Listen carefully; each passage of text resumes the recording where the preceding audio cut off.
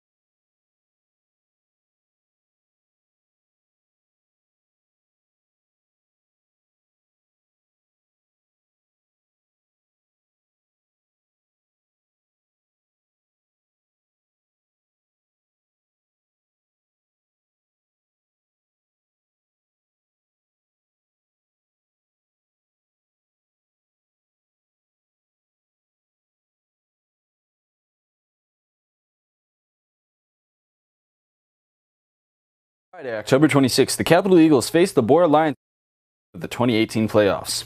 The Eagles have beat the Lions 18 times within the last 18 years. The last time they faced each other back in September of this year, the Eagles won with a score of 39-7. Back, stays in the pocket, takes a deep shot, got him only! The Lions are coming into this game with a record of 5 wins and 4 losses, while the Eagles have a record of 6 wins and 3 losses. In the previous week, the Lions played the undefeated Rocky Mountain Grizzlies in a hard fight, but fell short with a final score of 21-27. While the Eagles finished off the regular season with a game against the Boise Braves and came out with a solid win with a score of 55-7.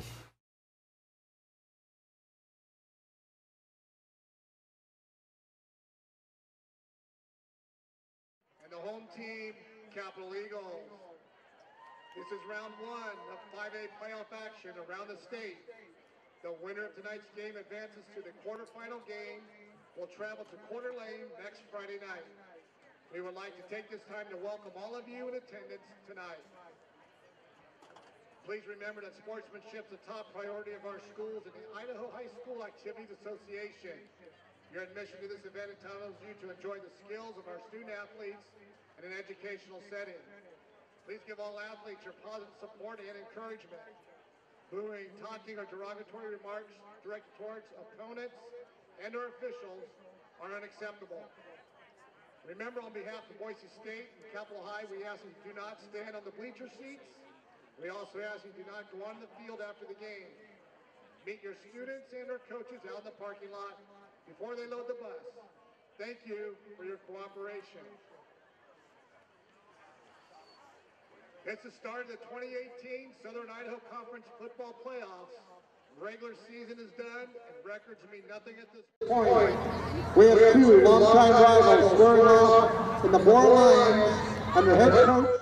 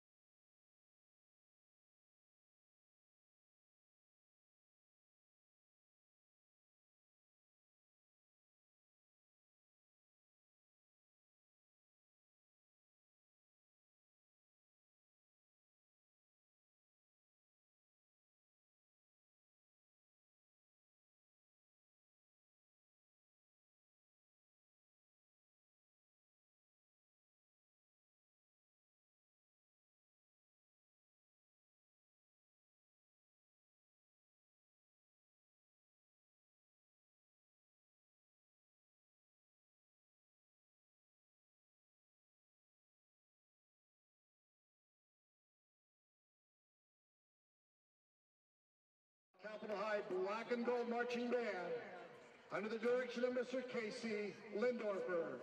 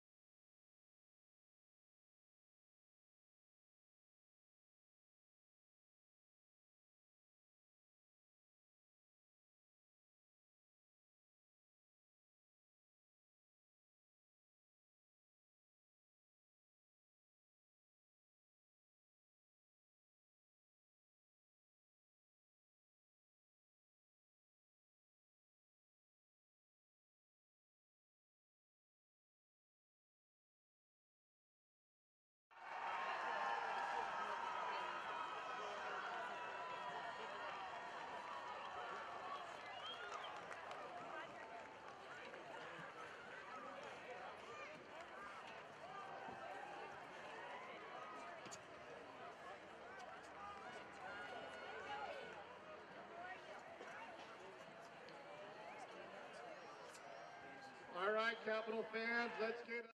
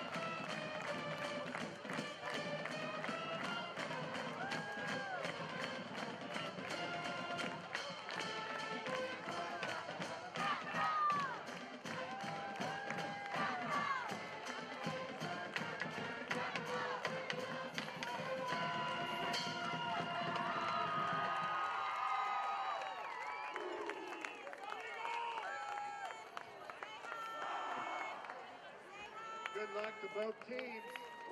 Your officials for tonight's game, Gary Bassett, Casey Cornea, Jeff Corral, David Lee, and Taylor Lee will be officiating our game.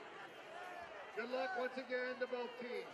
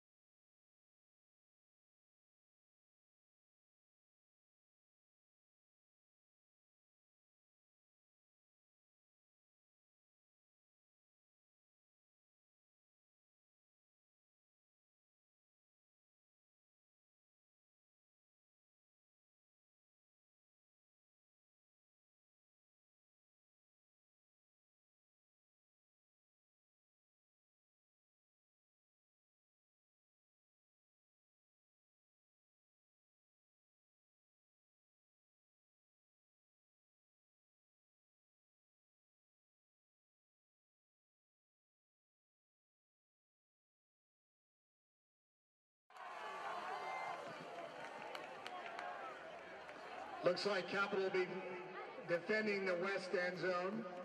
Borah will be kicking off and defending the east end zone. Let's get ready for some Friday night football.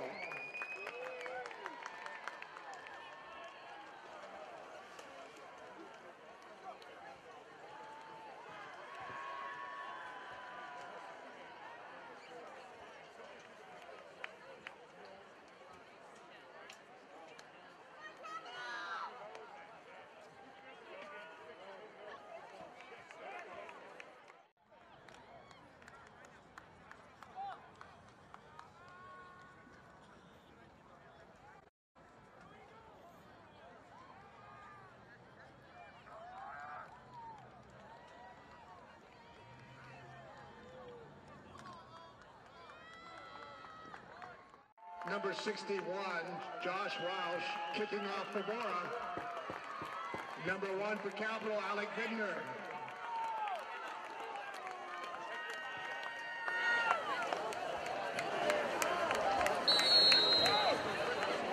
I can hear them. Well,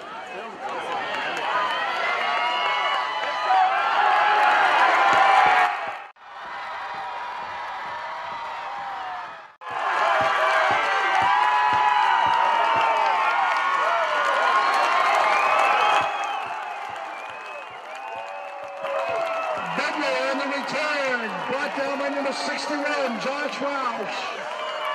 Penalty on the play at the end.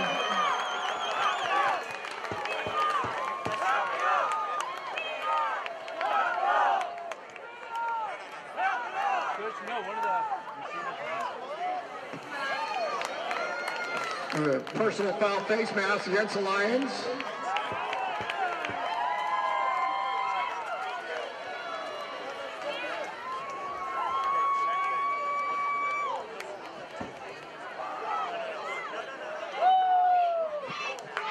Campbell takes the opening kickoff down to the 5. First and goal for the Eagles on the Borah's 5-yard line.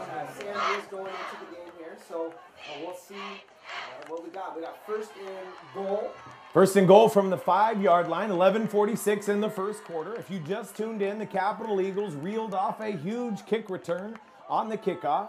Hibbs in the shotgun, hands off to Sammy SD, who makes a couple nifty moves, but it doesn't look like he got very far. Maybe a yard at best on that carry.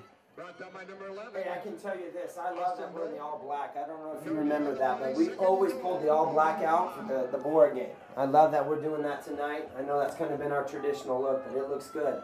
Got Jackson Reed going into the game. Expect something different here with our tight end package. So here we go, shotgun. Hibbs looking. It's a handoff to Alec Bender. You can't hear us. Alec Bender, the ball carrier. Third down, third and goal here. Go ahead and talk this here. All right, let's see what Coach Simmons has lined up. You've lost it 2. Third down and goal. Ball's on the 7-yard line.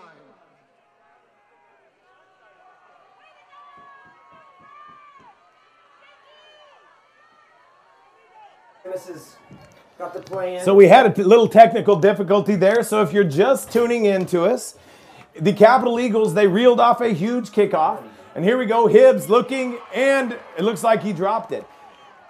We had a technical difficulty with some audio. Hopefully that fixed it. So with 10:29 in the first quarter, the Capital Eagles took the kick return all the way down to the 5-yard line and are now threatening. I didn't even have my batteries on. And are now threatening. But it looks like the Borah defense, it's stiffened up here, and the Capital Eagles are going to go for a field goal here. Now, as I mentioned earlier, Coach Burton, not real impressed with the special teams, but his defense. His defense stood strong. So, not the start they wanted with the kickoff, but it's good.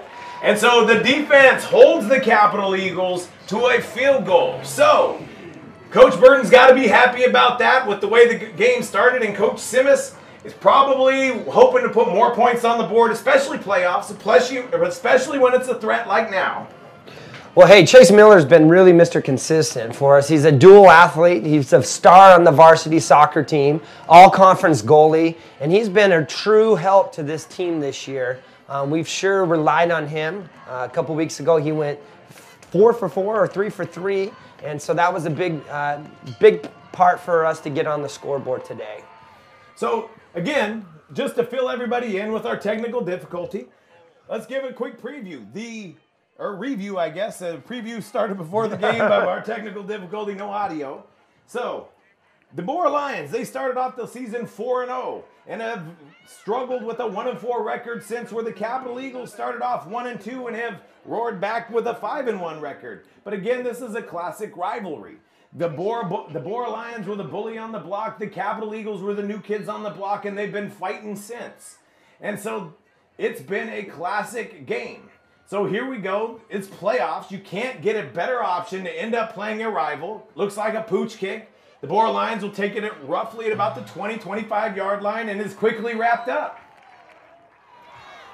So, the Borah Lions early in the season were led by quarterback Jake Stanley. He's been out with a hand injury, and so the Borah Lions have decided to run with more of a run game, a run option, with Magnuson, who is a stud tight end for the Borah Lions. They've moved him to quarterback. Now, the one name that we have not mentioned just yet is Austin Bolt. Austin Bolt could quite possibly be one of the best athlete, if not the best athlete in the conference. it's arguable. So you have to look out for the Borah Lions trying to get the ball to Austin Bolt. So this should be interesting with this new offense and the new Borah Lion look. Here we go. Magnuson hands it off up the middle, and it goes nowhere. The capital D swallows that one up quickly. So second down and 10. Second down and 9. It looks like they gained 1. Borah Lions looking to the sideline for the play call. Again, for those tuning in, apologize for the technical difficulty. It's 10 minutes to go in the first quarter. The Capital Eagles had a huge kick return, but the Borah Lion defense held, and so it's a 3-0 game. And here they go. The Borah Lions more of a run game back to the outside. And the Capital defense had that well scouted out. So, Dane, it looks like you called the ball. The practice this week, defensive coordinator Matt Jacobson saw the look, made some adjustments from the Eagle football game, and are kind of reading what the Borah Lions are looking to do. Let's see what we get here. We could get a little RPO action. Let's see. Got Ellis in the shotgun here. So, always looking for Bolt. Ellis going to keep her. He's scrambling himself, and he's going to be close. Ooh. He's going to be a little bit short, though. Maybe 1 yard, maybe 2. So the word on the street for us this week is Bolt was a little banged up. Hurt his hand again. That's kind of the thoughts that we got running around practice, and so he has still not got a touch. You go 3 straight plays and 3 straight runs here. So interesting what Borah's doing here. Now staying in a safe punt coverage. 4th and 1. And punt is off for Borah. Back there is Alec Bidner on the fair catch. And Capital will take over. 1st and 10 from the 20, looks like about the 24-yard line there.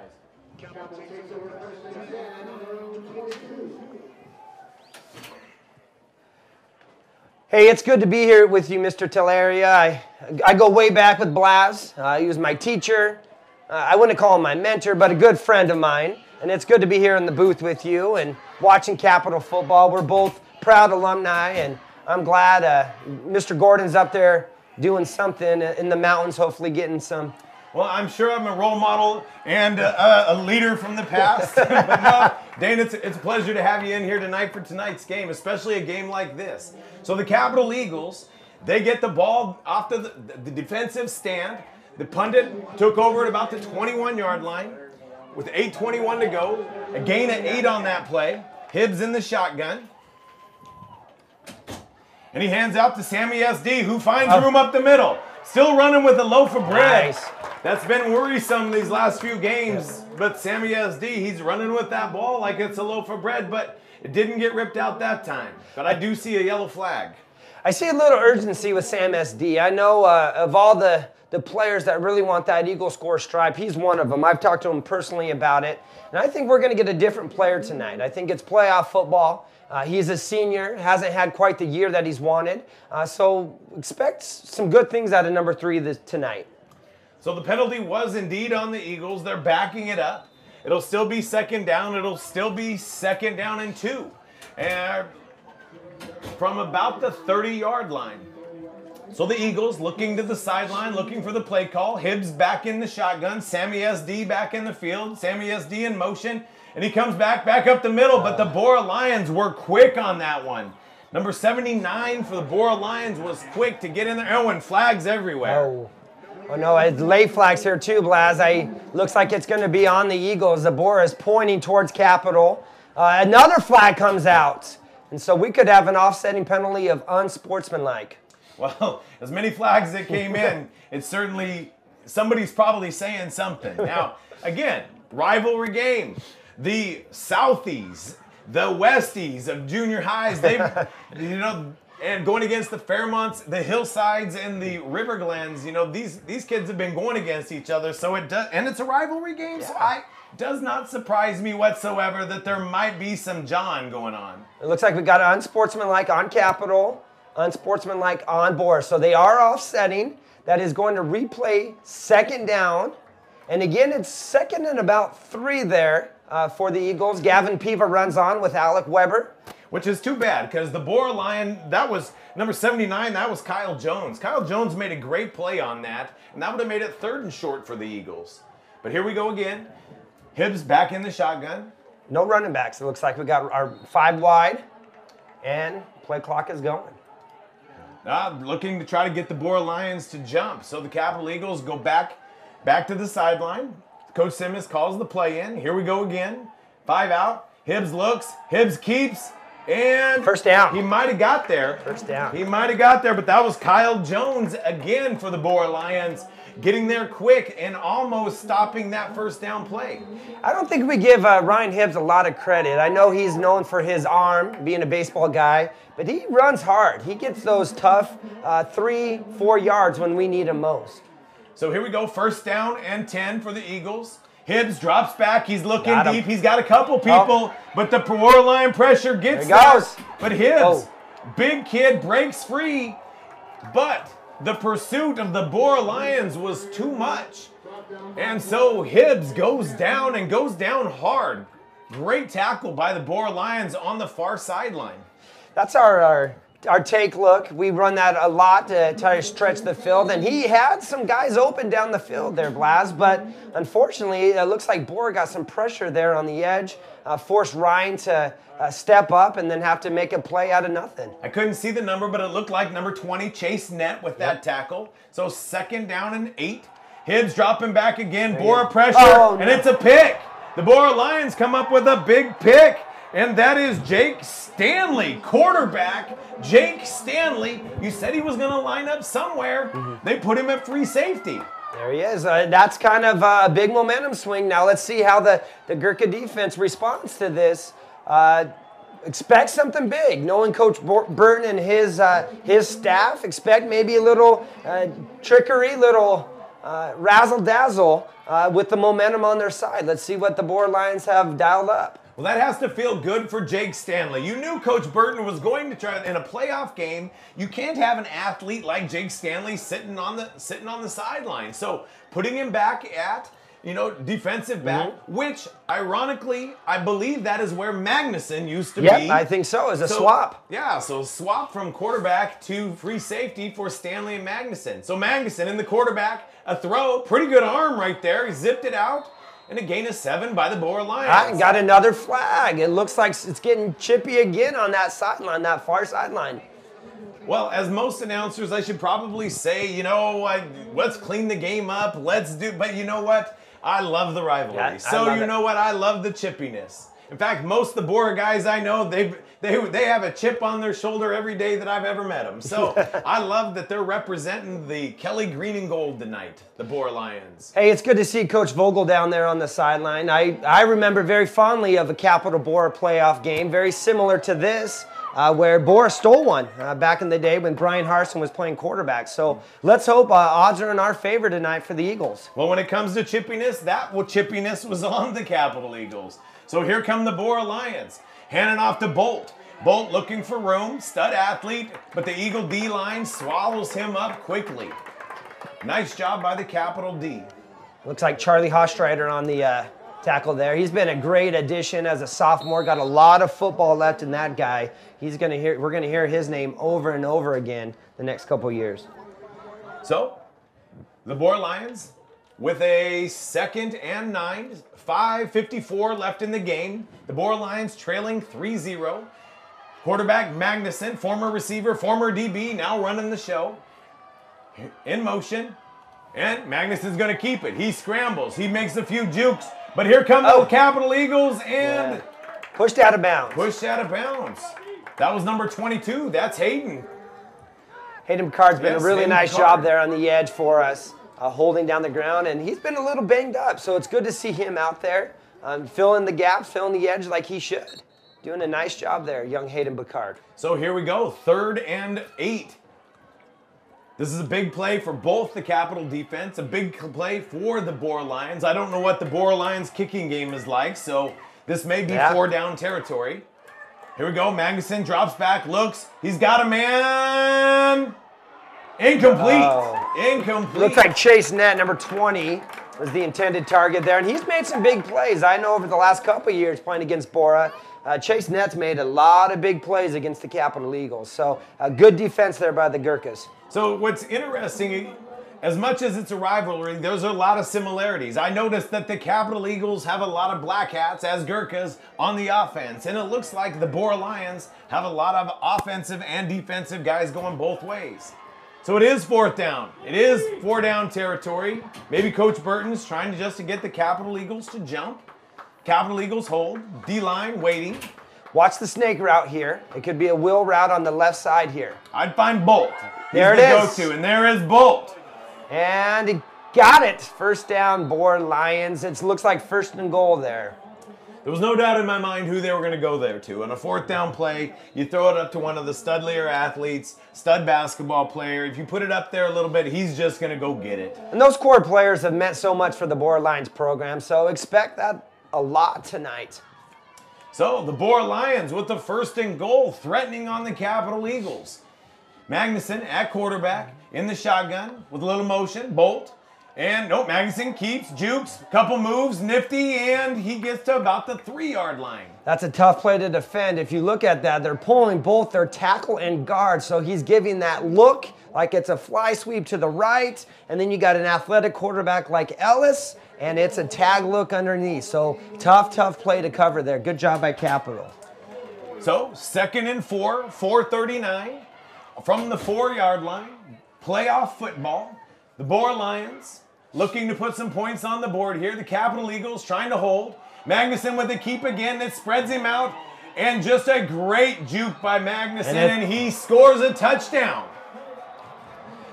Hayden tried his best out there. He got frozen for just a second, and that's what we talked about in our pregame show here, is that when you got an athletic quarterback, a senior who's been through that, you're going to freeze the DB like that, and you're going to see him get to the edge and get to the pylon. Hayden Picard can't bite on that. He just needs to hit the quarterback. Don't overthink it. Yeah.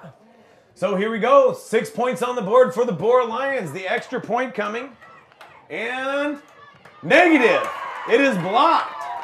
That was Kellen McCullough on the punt kick, and I don't know how much we can trust the Borah kicking game. So that was a huge stop. It turns it into just a field goal game.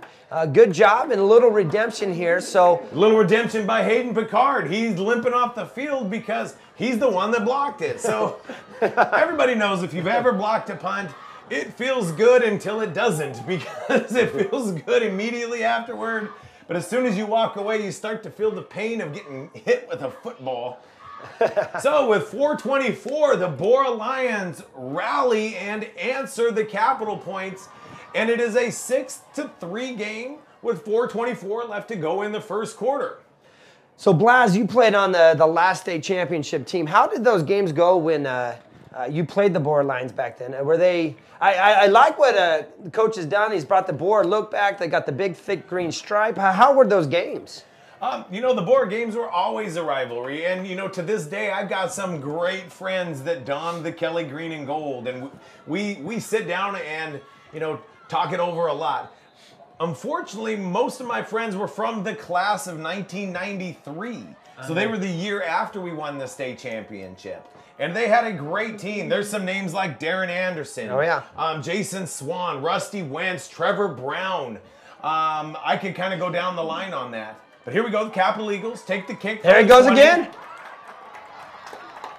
And so the Capital Eagles with great field position again. So, yeah, the Capital rivalry, we didn't lose to Borah. So I feel good about that. And the Borah Lions in 1993 actually had the Capital Eagles on the ropes. And one of my good buddies, he tells the story of the game was on the line, and Capital snapped the ball, and my buddy Rusty Wentz, he came around the corner, had a beat on Jake Plummer, and everybody was yelling, "Fumble Rooski, Fumble Rooski." And my buddy Rusty Wentz said, "I don't know what the hell a Fumble Rooski is, but I'm going to hit Jake Plummer," and he did. But Jake Holloway rumbled and tumbled down the sideline for a touchdown and ripped the heart out of him. And it still pains them to this day. I feel like that's a classic Vogel, Swindell plays, the old Fumble Rooski. So the Capital Eagles, on their first play of this drive, it goes nowhere. It gets swallowed up on that fly sweep. The Borah Lions, a little bit of momentum on their side. So we got a coach is going 5 wide. Kept Jake Jones off the sideline. Let's see what he gets. He's trying to get matchups with our slot receivers on these linebackers. And Gavin Piva to the near side, defender there. Looks, it is to Gavin Piva. And he breaks a tackle, and that'll be close to a first down.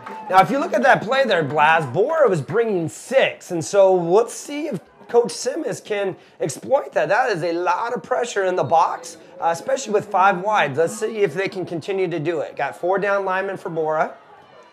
Here we go, and it's up the middle, and they've got a first down. I believe that's Jonesy. It is, it is. I call him the muscle hamster. All right, reminds me a lot of just a couple Boise State running backs we had, Doug Martin, a little muscle hamster, just continued going. And he's a young kid, if I remember right. He is, he's a junior. Sophomore. Got him in my junior class. Hope he's a junior. On deep. Oh, Jonah, nice try. Great look for Jonah Blackham, but great defense by the Borah Lions.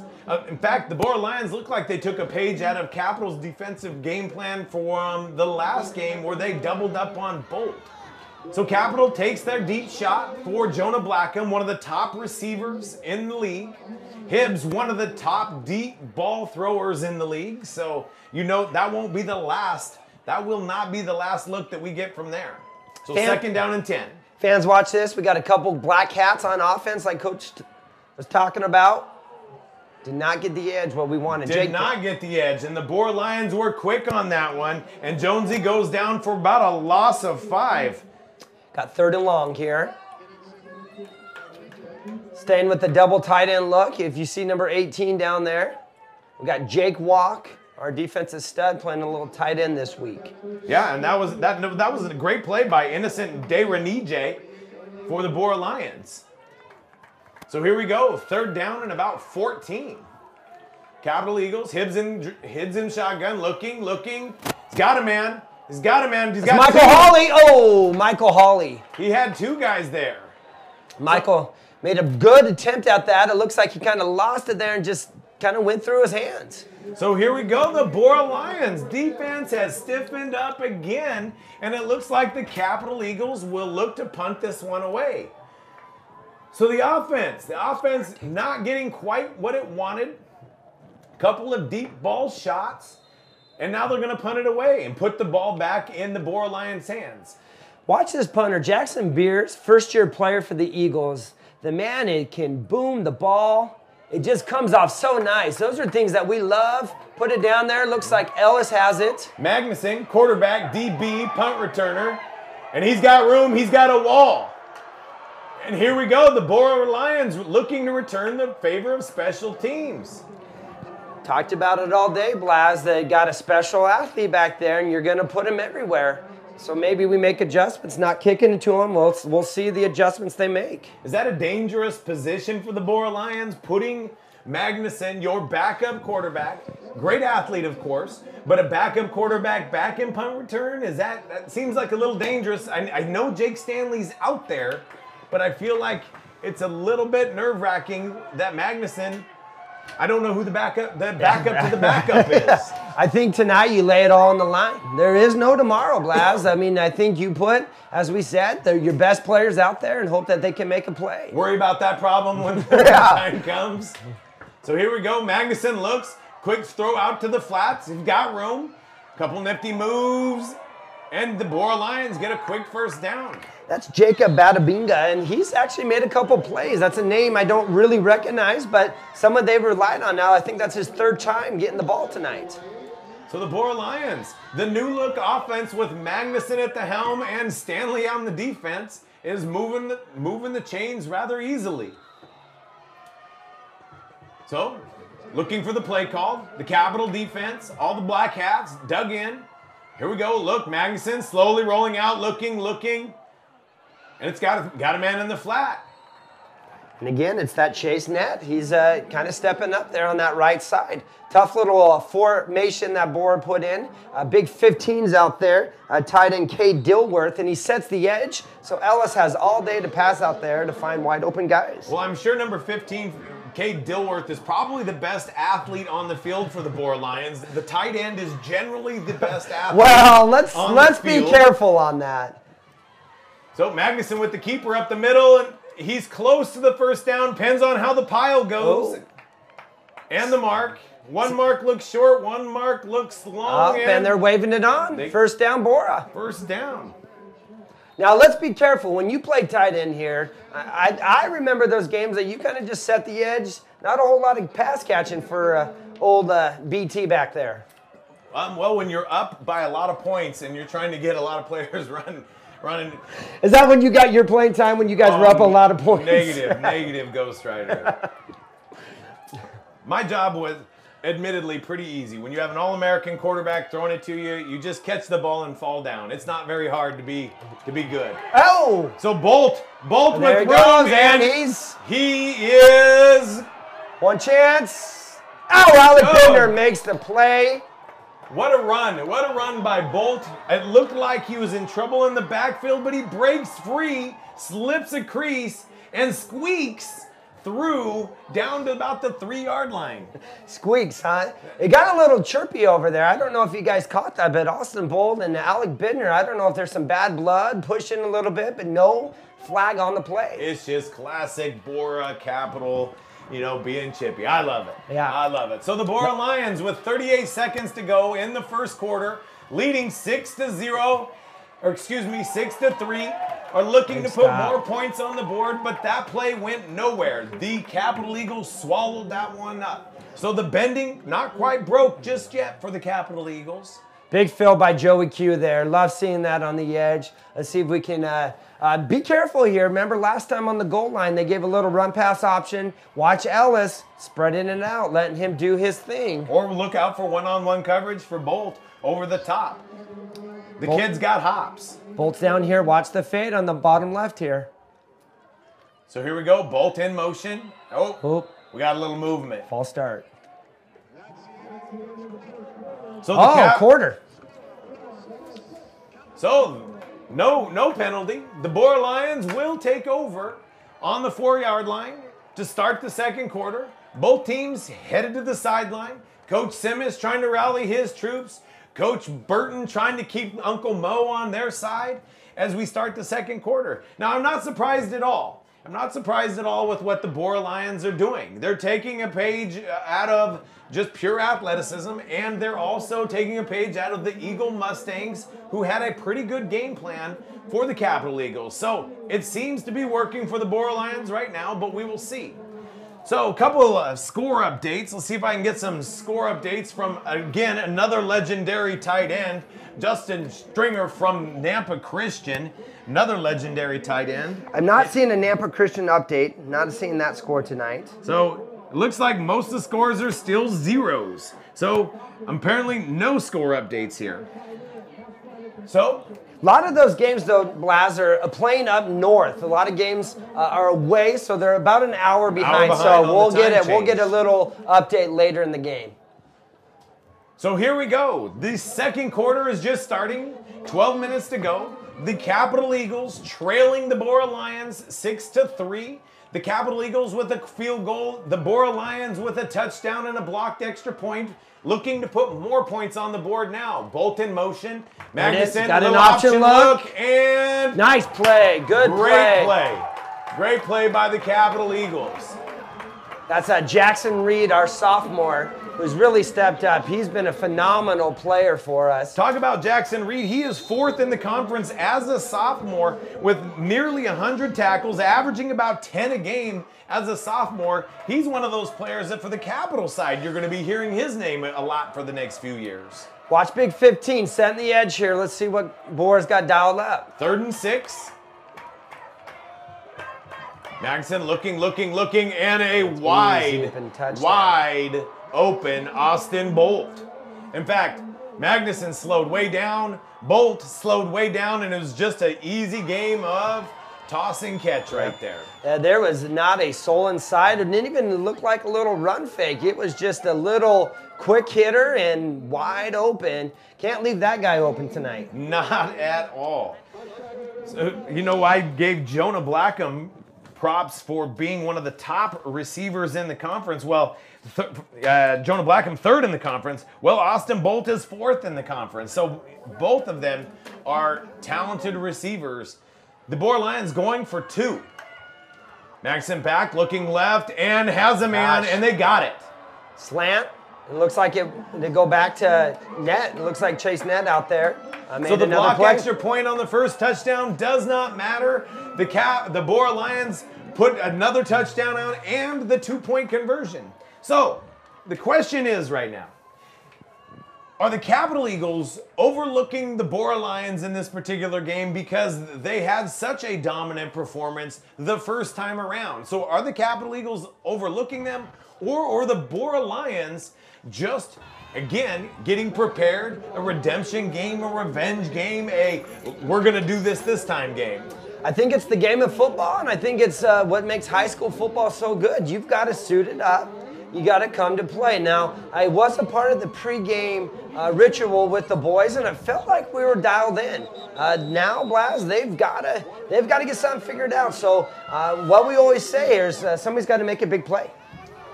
Well, that big play is going to have to be for the Capital Eagles if they expect to get in this, or the Borah Lions if they're going to try to extend the lead that they have. It's currently 14-3. The Borah Lions over the Capital Eagles, 11:21 to go in the second quarter. The Capital Eagles receiving, the Borah Lions kicking from west to east. And it's an onside. I absolutely love it. Joey Q with the down. The reception and the down for the Capital Eagles. I love that the Borah Lions are legitimately putting it all out there. Yeah. Onside kicks, quarterbacks that are playing DBs, DBs that are playing quarterbacks, and studs being studs with Austin Bolt. And quarterbacks returning punts. That's what you got to expect in playoff football. Now, expect Coach Simmons here.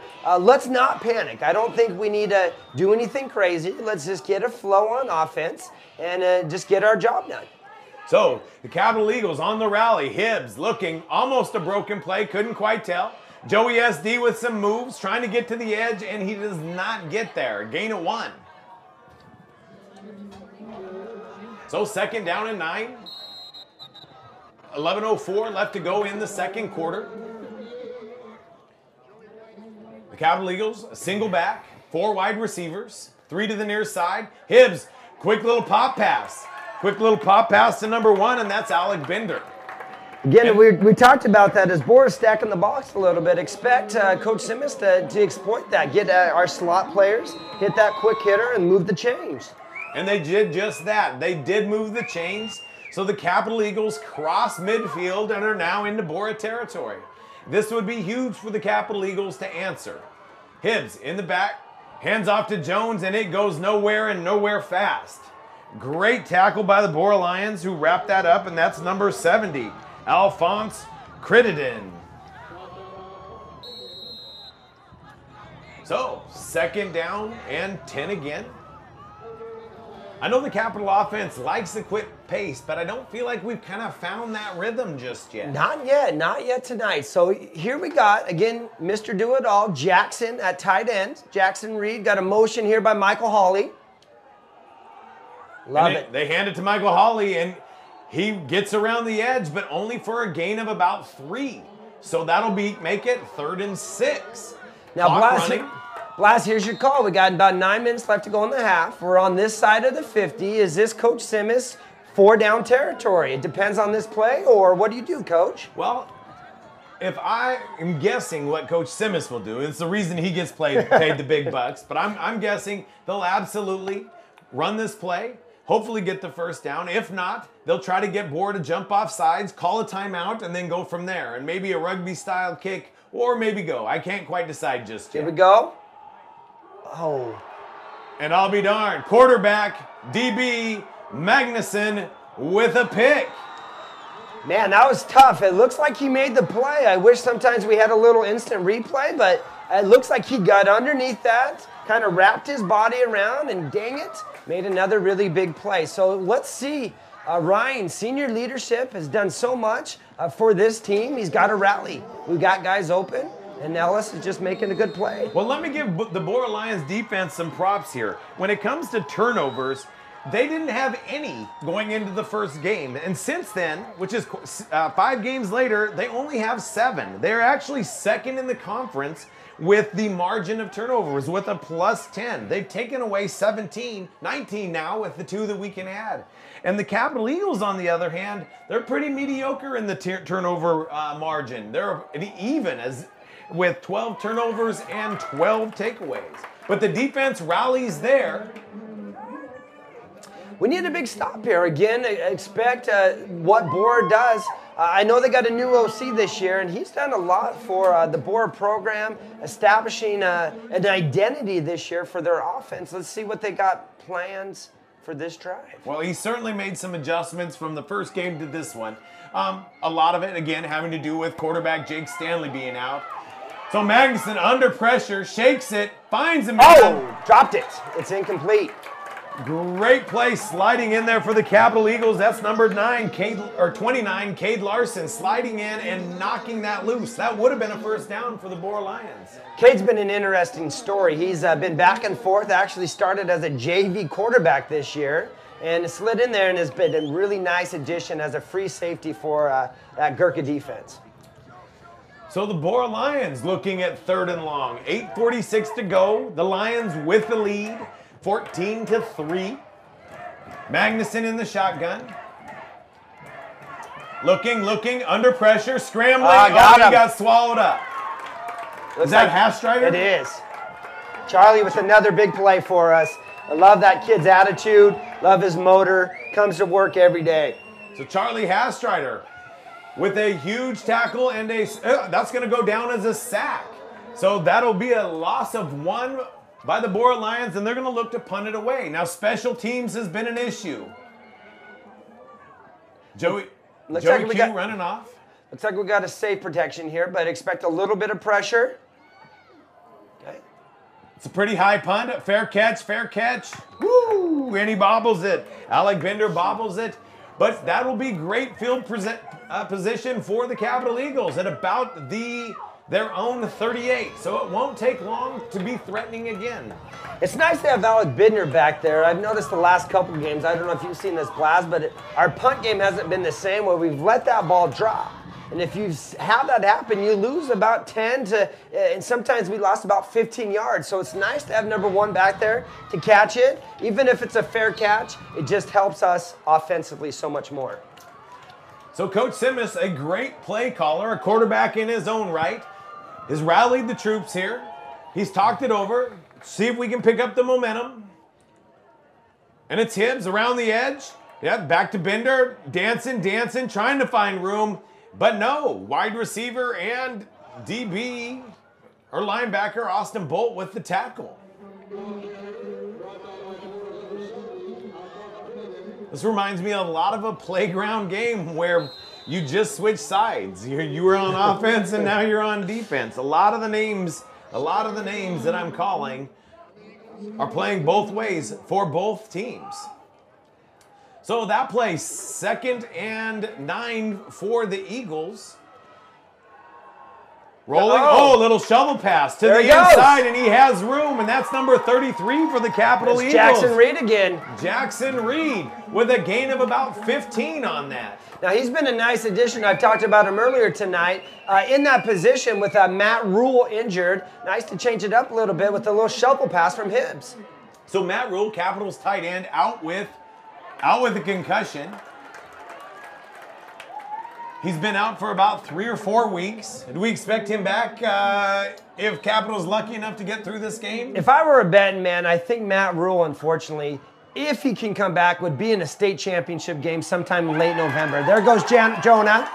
So Hibbs with a strike to the 10-yard line and a few extra yards by Jonah Blackham. And the Capital Eagles finding that rhythm that we were talking about, and they're moving the ball, swapping players in and out. This is where we're going to get Borah. It's our tempo. As you said, a lot of guys are playing both way for Borah.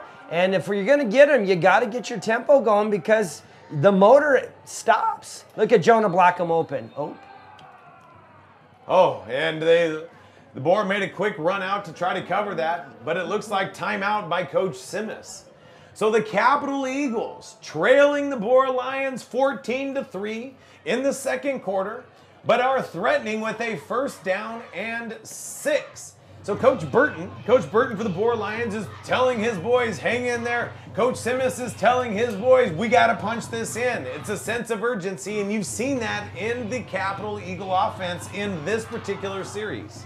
One thing that we've been good, and I don't know if you have a stat on this, Blast, but one thing that Coach Simmons has done a nice job is red zone scoring. We can get into the end zone. If it's 3 points, it's 3 points, but expect 6 tonight. I think we're going to get this one punched in with a couple minutes left here in the second. Well, if Capital is going to wear the Borah Lions down, they're going to have to be in the game by the time the Borah Lions do wear down. So it's pretty vital for the Capital Eagles to put some points on the board here. Got a couple different goal line looks, so we'll see what Coach Simmons has drawn out. It looks like we got 5 wide receivers, no running backs for Ryan and the crew. It looks like a play right out of the Borah and Eagle Mustang playbook with Hibbs. I expect Hibbs to take it, but no. Looks, and there's Blackham. There's Blackham in the back of the end zone, and touchdown, Capital Eagles. Mr. Consistency, right? That big long range. Ryan Hibbs puts it up there, and boom, big long arms making the catch. Love number 17 and what he does for this football team. He's a 6'4" kid, so you kind of expect him to be able to go up and get the ball. A lot like Bolt. Bolt more known before this year as a basketball player. And I think Blackham, maybe more known as, he's a baseball player. Not a baseball guy. I know he played a little football, but just kind of finding his body a little bit. Okay. I think just kind of big guy, but now I think he knows he's kind of a dude. Yeah, he is definitely a dude. He has had a great season for the Capital Eagles, and Hibbs connects for his 22nd touchdown, and Blackham reels in his 9th of the season. So the Capital Eagles rally, put 7 on the board, and it is now 10-14. So Capital Eagles have the momentum, and this is turning out to be a great football game. What you would expect on a great football night, 2 teams, rivals, going at it toe-to-toe with some playoff football.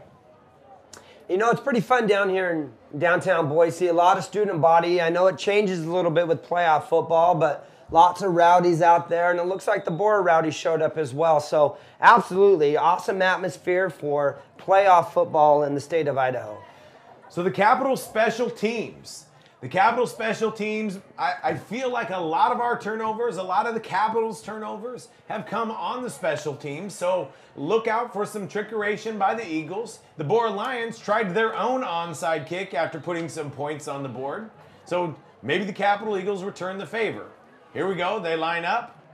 The kicker does not take much of a deep look, and it's a nice pooch punt. Looking, and they're going to field it. They're going to field it, and he squeaks up the middle and gets taken down at the 35, 36-yard line. So the Borah Lions will take over with 6:29 to go, leading the Capital Eagles 14-10. We call that kick a sky kick, and the kind of the purpose of that, why we're trying to do it is, one, you got some great athletes back there for Borah, so we're trying to keep it out of their hands. And number 2, as you notice, Chase gets that ball up in the air, and we are sending a lot of heat on that side to just blow that play up. So let's see what Coach Jacobson, defensive coordinator for the Capital Eagles, and Coach Jarrell Root, coach of the D-line for the Capital Eagles, and see if we can put a little pressure on Magnuson. He looks very comfortable back there. It looks like Alec Bidner's now playing a little defense, so I wonder if Hayden got banged up a couple plays ago there, Blas. Okay, Magnuson out to the flats. Hit quickly, gain of 3. Don't quite see, it's on the far side. Don't see the receiver. It's Austin Bolt with the reception. So 2nd down and 6, maybe 7. Borah Lions again looking to the sideline for the play call. Single running back. 4 wide receivers. Austin Bolt by himself on the far side. Trips to the near side. 6:01, clock running. And here come the Capital Eagles, a little press, a little screen game, but Joey Q is there quickly and wraps him up. Smart play by Joey Q there, chasing down the running back. Wasn't fooled by the screen game. Did get a couple yards there, though. But Austin Pumpaki gets it to the about the 44-yard line, so 3rd down and 3. Big play here for the Capital defense. Big play here for the Borah offense. This would be a momentum breaker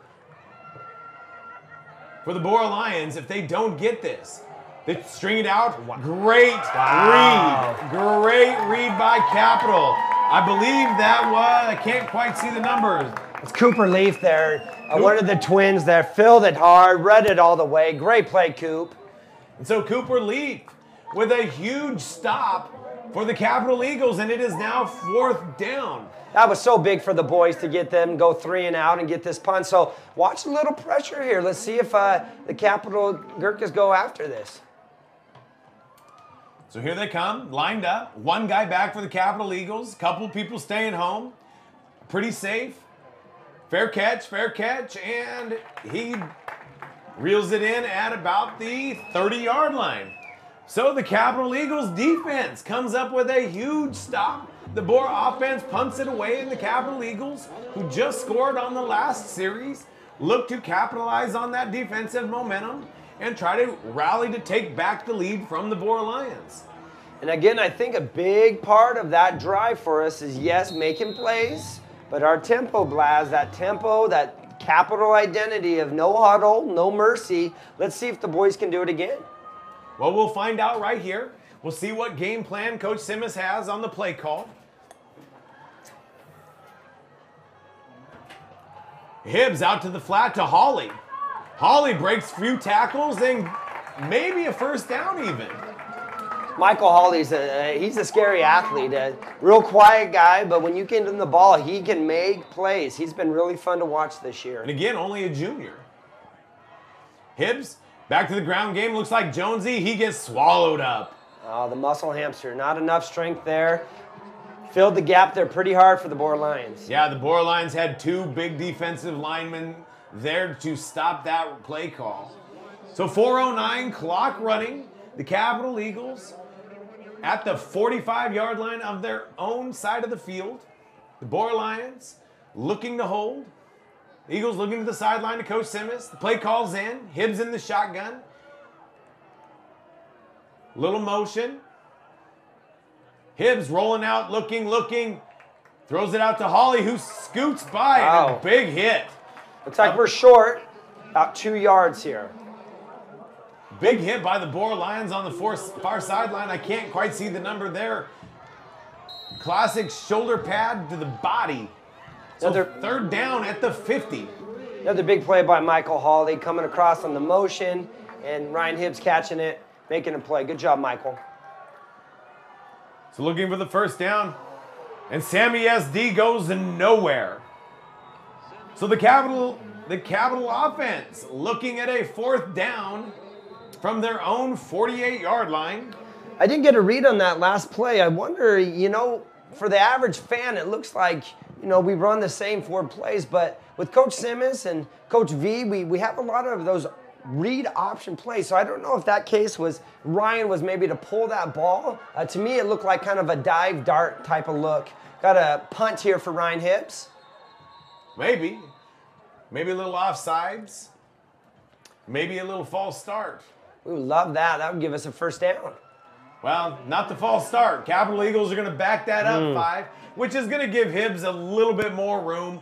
And Capital will send out the traditional punt team for this. And the Borah Lions defense hold. So both teams put some points on the board. Both teams turn around and make big defensive plays. So the Capital Eagles will punt it away with 2:44 to go, trailing the Borah Lions 10-14.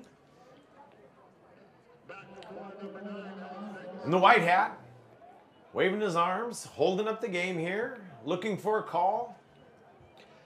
So here's where you get paid the big bucks. You got about 2 minutes left to go.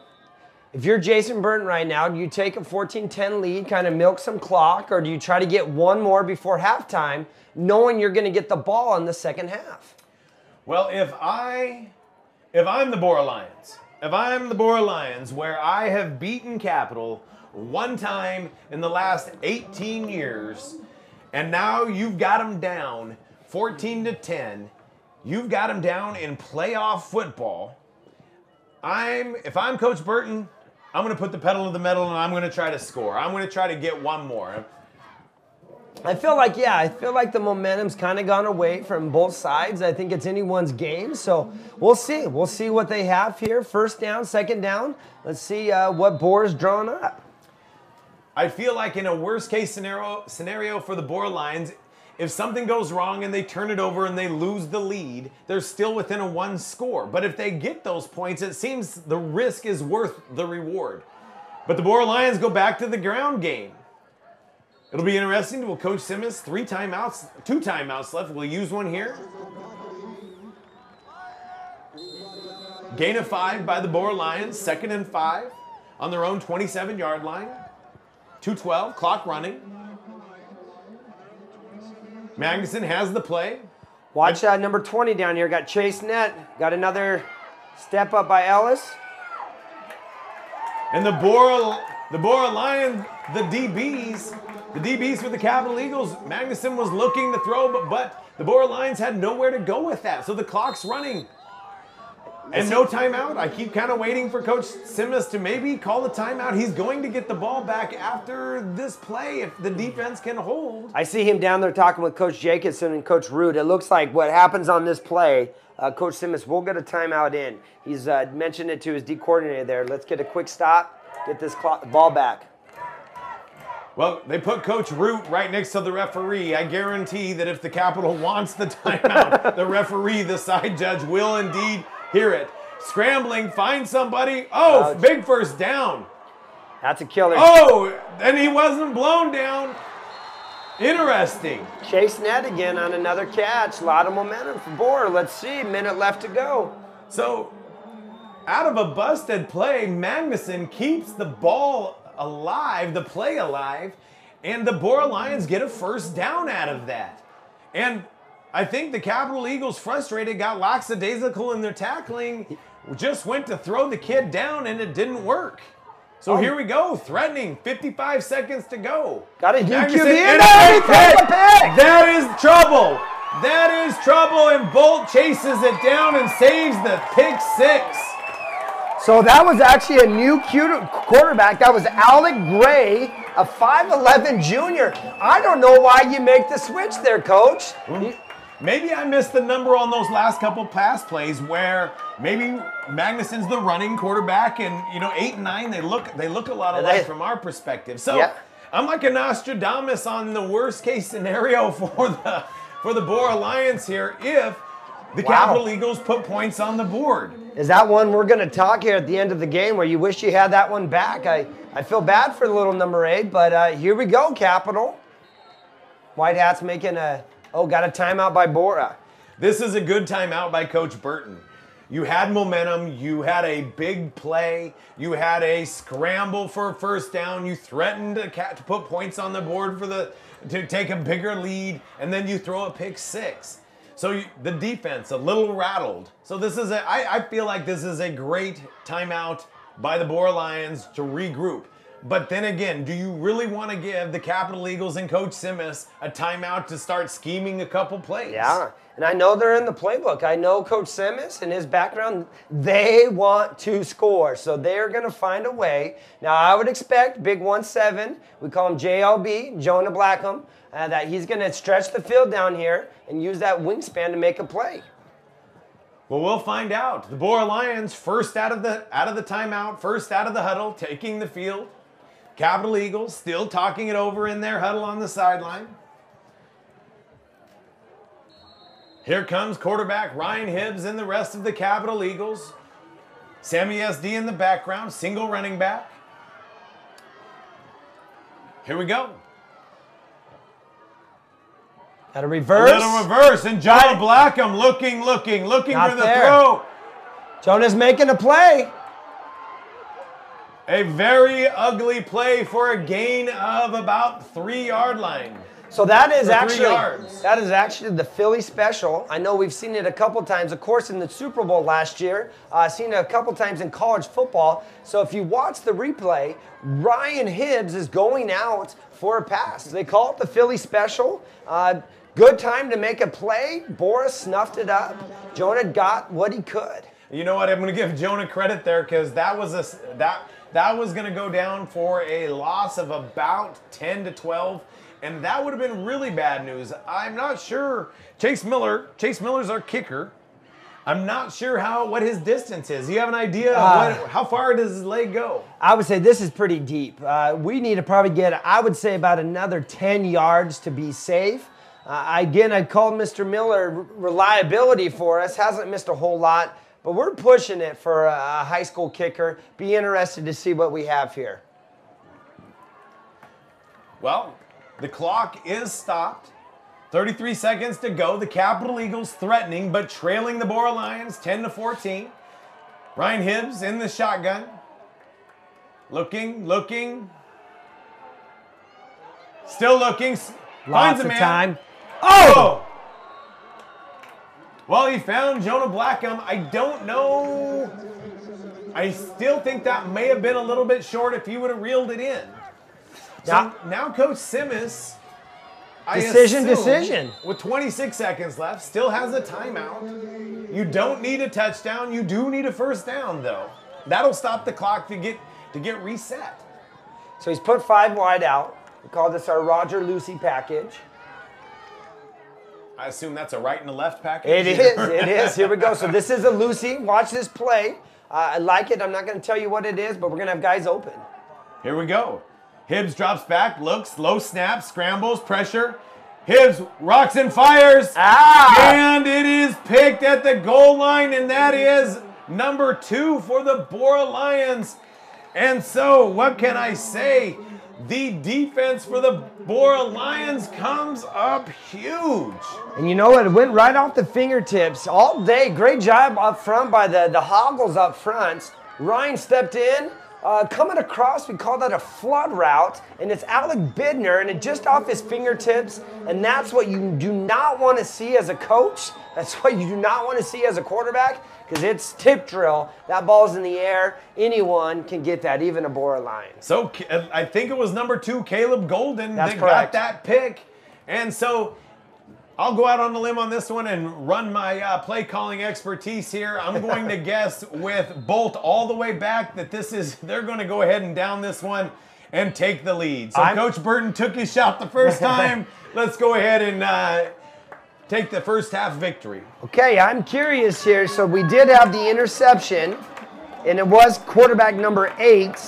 And did you just see that again? It was Alec Gray back out there snapping the ball. So I'm curious here, as the second half comes around, has something happened to Ellis Magnuson? Now, if that's the case, does this game change? Well, it'll absolutely change. You know, Ellis Magnuson is one of the best athletes on the Borah sideline. So I am curious as well as to what that change was. So real quick, the Capitol High Marching Band is taking the field in preparation for their District 3 competition. They'll be setting up. As soon as they get set up, Dane Pence and I will take a quick break and we'll get back. We'll try to rally up a few stats for you guys. We'll try to rally up a few score updates, and we'll go from there. But yeah, I'm curious myself. Where is Ellis Magnuson from the quarterback perspective?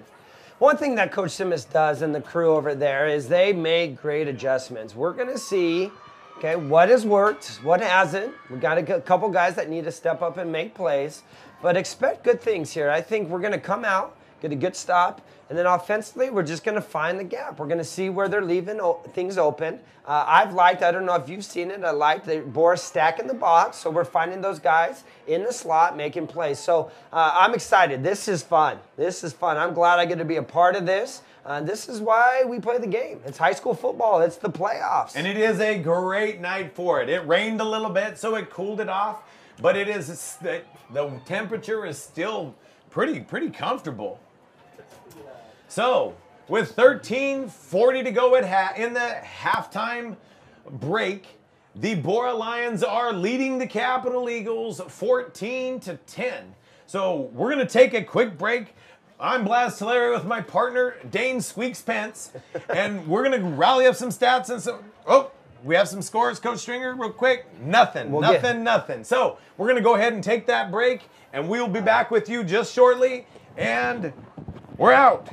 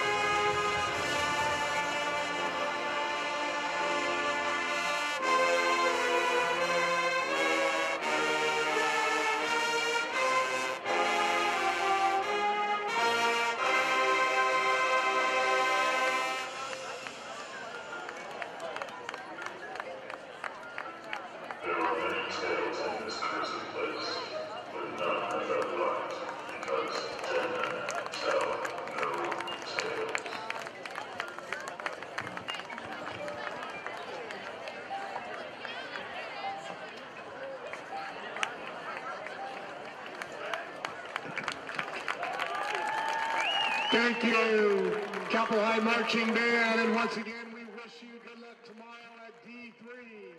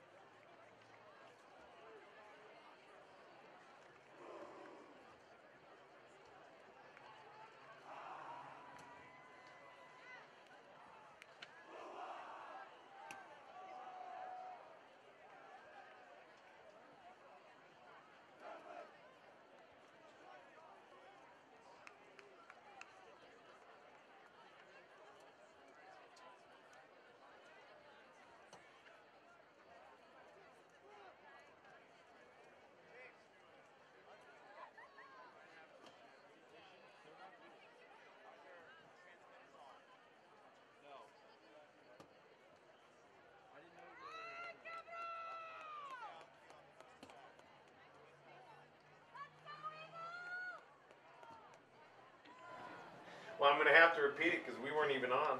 Yeah, sorry. Yeah, right. Close the window.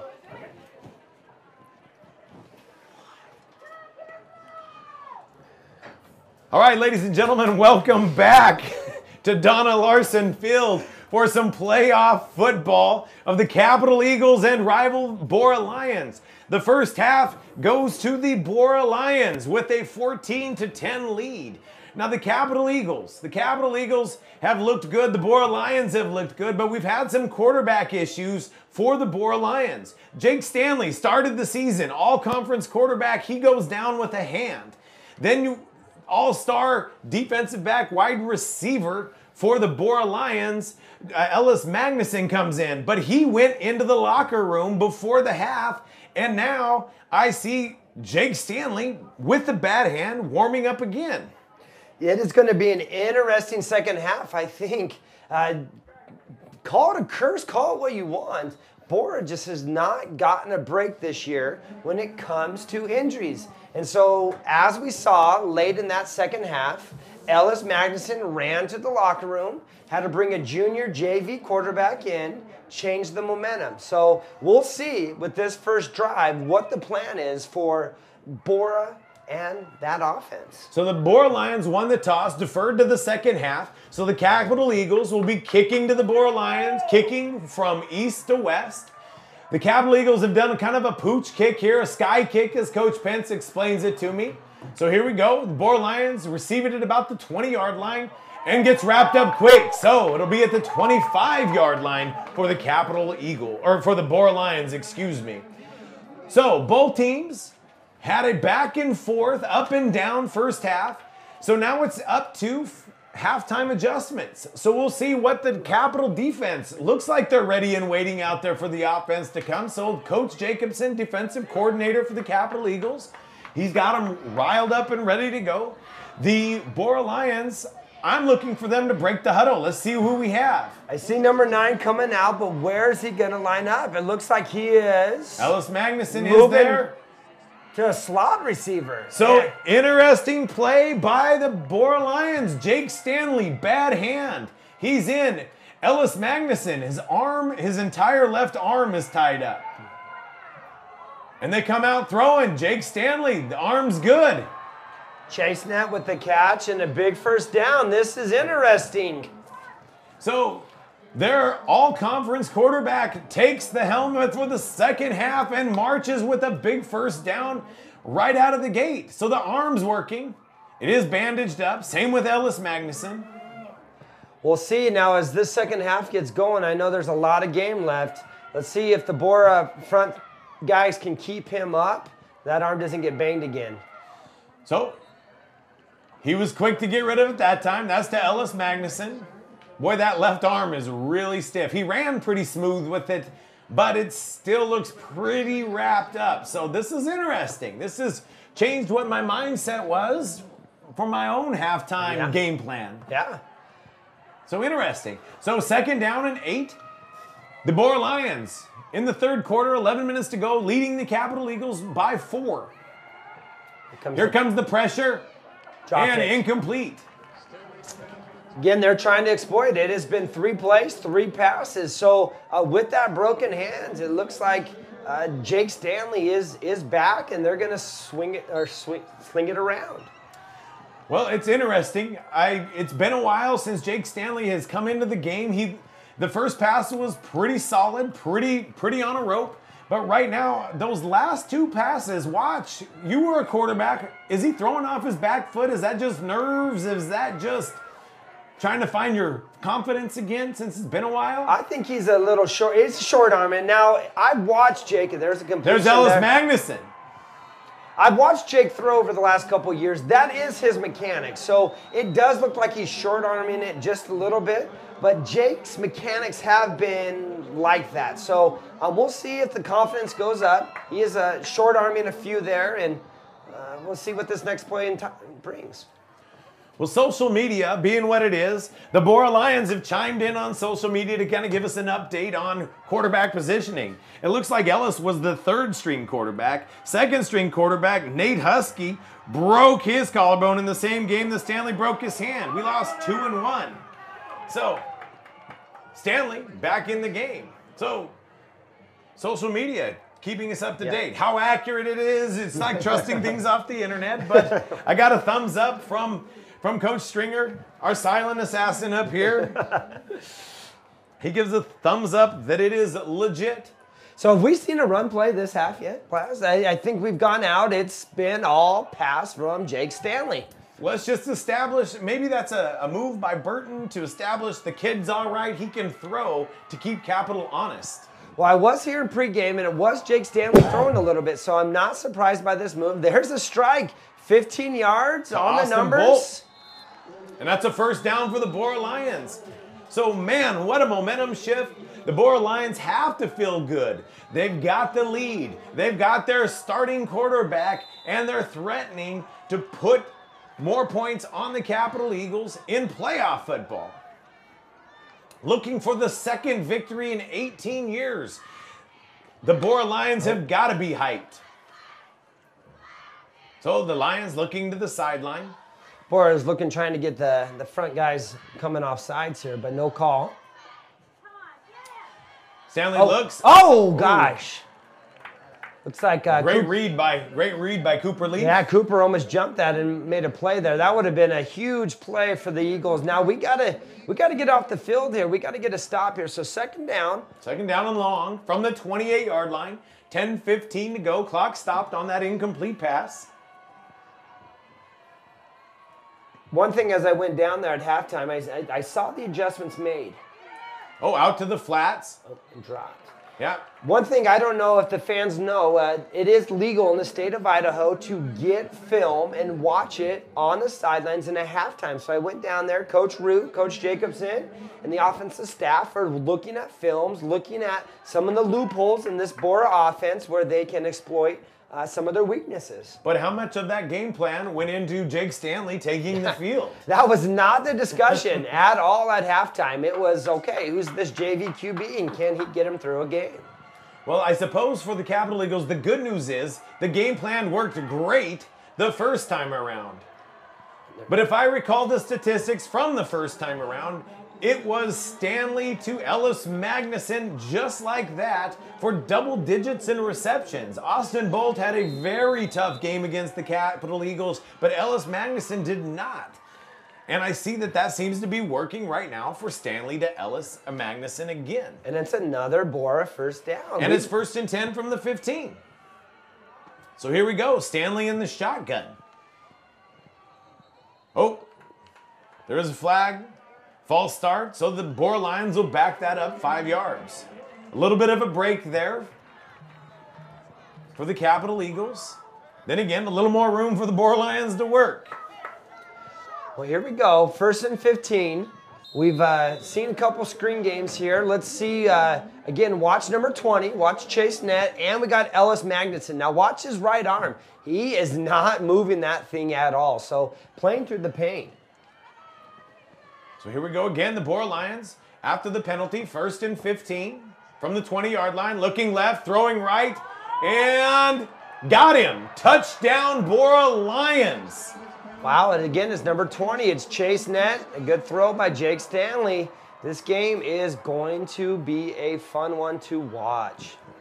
So the Borah Lions, and I didn't see much play chickeration from the Borah Lions, but rolling out all-conference quarterback coming off an injury into the second half, I call that some chickeration. So the Borah Lions strike first in the second half and extend their lead. Well, here you go. They went 60 yards, and Blaz, I did not see one run play. They saw something, and again, you go to your senior leadership. So now let's watch the Capital Gurkhas come off the field.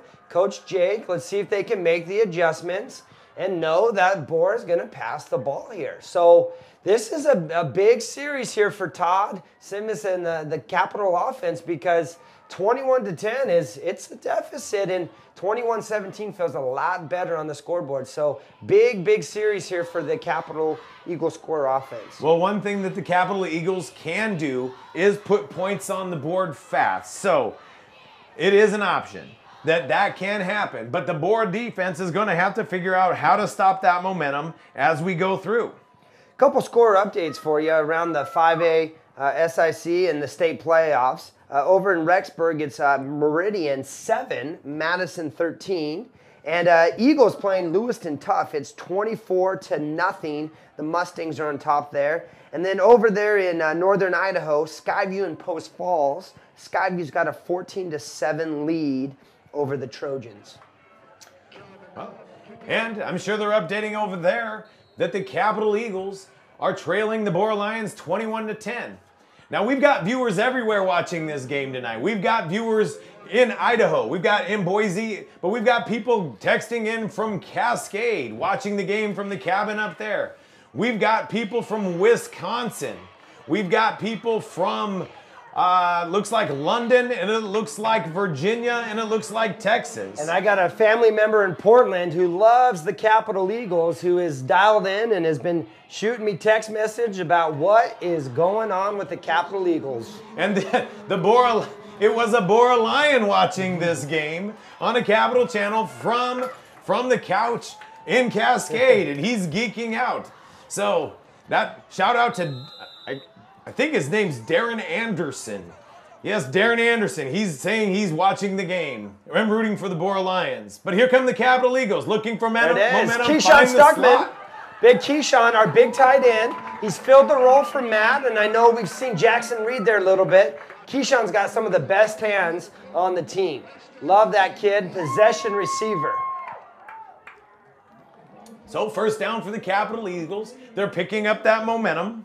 Big Jake Walk is checked into the game. Got kind of this jumbo package. 2 tight ends. I got some Gurkhas there on the left side. Hibbs in the shotgun, looking, dropping back, little screen pass. He goes deep. He's got a man wide open, and he caught it. Jackson Reed! Jackson Reed to the 5-yard line. If he wouldn't have stumbled, it would have been a touchdown. Here goes the tempo. Coach Simmons already getting the play in. It's in. Let's go. Let's see if they can get a quick score. Sammy SD comes into the game to be the running back for the Capital Eagles. Again, watch this left side here. Sam SD. And nope. Just short. Just short. Now, one of the things that I have not seen tonight is Hibbs on the keeper. He started one off early in the game, but I have not seen a Hibbs keeper. And this is generally one of those places where Coach Simmons likes to give him a little leeway with a three yards out. He rolls, looking, scrambles. He likes it, but it's not going to go anywhere. So it was about 3 yards short there. So the play call was right. Just kind of ran out of real estate, ran out of options there. It looks like we're giving him a run-pass option, had some guys there in the flat, and Ryan didn't want to force anything. Maybe 3 interceptions holding him back a little bit. There's zero doubt in my mind that this is 4-down territory, Absolutely. Trailing the Borah Lions 21-10. But it does have to weigh on his mind that he ran. There it is, Coach. He broke the plane. It'll be an argument. It'll be an argument. The Borah Lions do have the ball. Ryan Hibbs stretches it. It looked like he broke the plane. It's going to be a first down, Borah. No, 4th down. They said it's a capital his knee was down before he crossed the plane, before he fumbled the ball. It's 4th down. Here we go. No hesitation by Coach Simmons. Sam SD runs onto the field. And it's a lead, and he does get there, I think. Boy, the side judge is slow. And he gives it to him. Touchdown. He gives it to him. Hey, there you go, Coach Tulare. You called it. We were looking for a Hibbs keeper and 2 back-to-back plays. So that's a lead play. Sam SD leads it, and Ryan Hibbs follows behind and barely got it by an inch. So the Capital Eagles score fast and answer the Borah Lion call and the Borah Lion halftime adjustments, looking to make it a 4-point game. Kicks up, kicks good. And the Capital Eagles' answer was 7:21 left to go in the third quarter, and it's Capital 17, Borah 21. So here we go, back to the scheming and plotting, both offensively and defensively for the teams. Great job. Like I told you guys before the halftime there, one thing Coach Simmons, Coach Kalaikai, and the staff does is they do a good job making the adjustments. They saw the weakness, and as you can see there, right down the field is Jackson Reed open, makes a big play, and we're able to punch it in to make this a game. So let's see now what the Gurkhas have done, if they made some adjustments, or if Jake Stanley's going to go right up the field and make a play. This is a great rivalry game. It is a great playoff game. This is just a great game in general. And like I said, we have fans from everywhere, from Wisconsin. We have them in Boise, obviously. We have them in Cascade. And we got another shout out. Again, another Borah Lion. They're invading our feed. Jason Swan. He was a great running back for the Borah Lions and played for the Montana State Bobcats. So, well, hey, we want to, I know this is KCHS, so we do want to give a couple of shout outs. Missing right now, sick at home, is one of the Capital greats, Mo Highland. He's sick with a double ear infection. Mo, we miss you. Hope you're feeling better. Go Eagles. I imagine Mo wishes you probably said he had a broken leg or something more than a double ear infection. It is what it is. Maybe, I just know Mo is a tough guy, and Mo would be here if Mo could be here. So, Mo, we're thinking of you, and thanks for the shout out.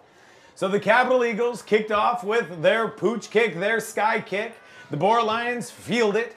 The Borah Lions will take over at about the 37-yard line with a 4-point lead with 7:17 to go in the third quarter. Still got 4 wide. You got Chase Nat out here with Ellis Mattinson. So here we go. Got a run. First run of the second half for the Lions.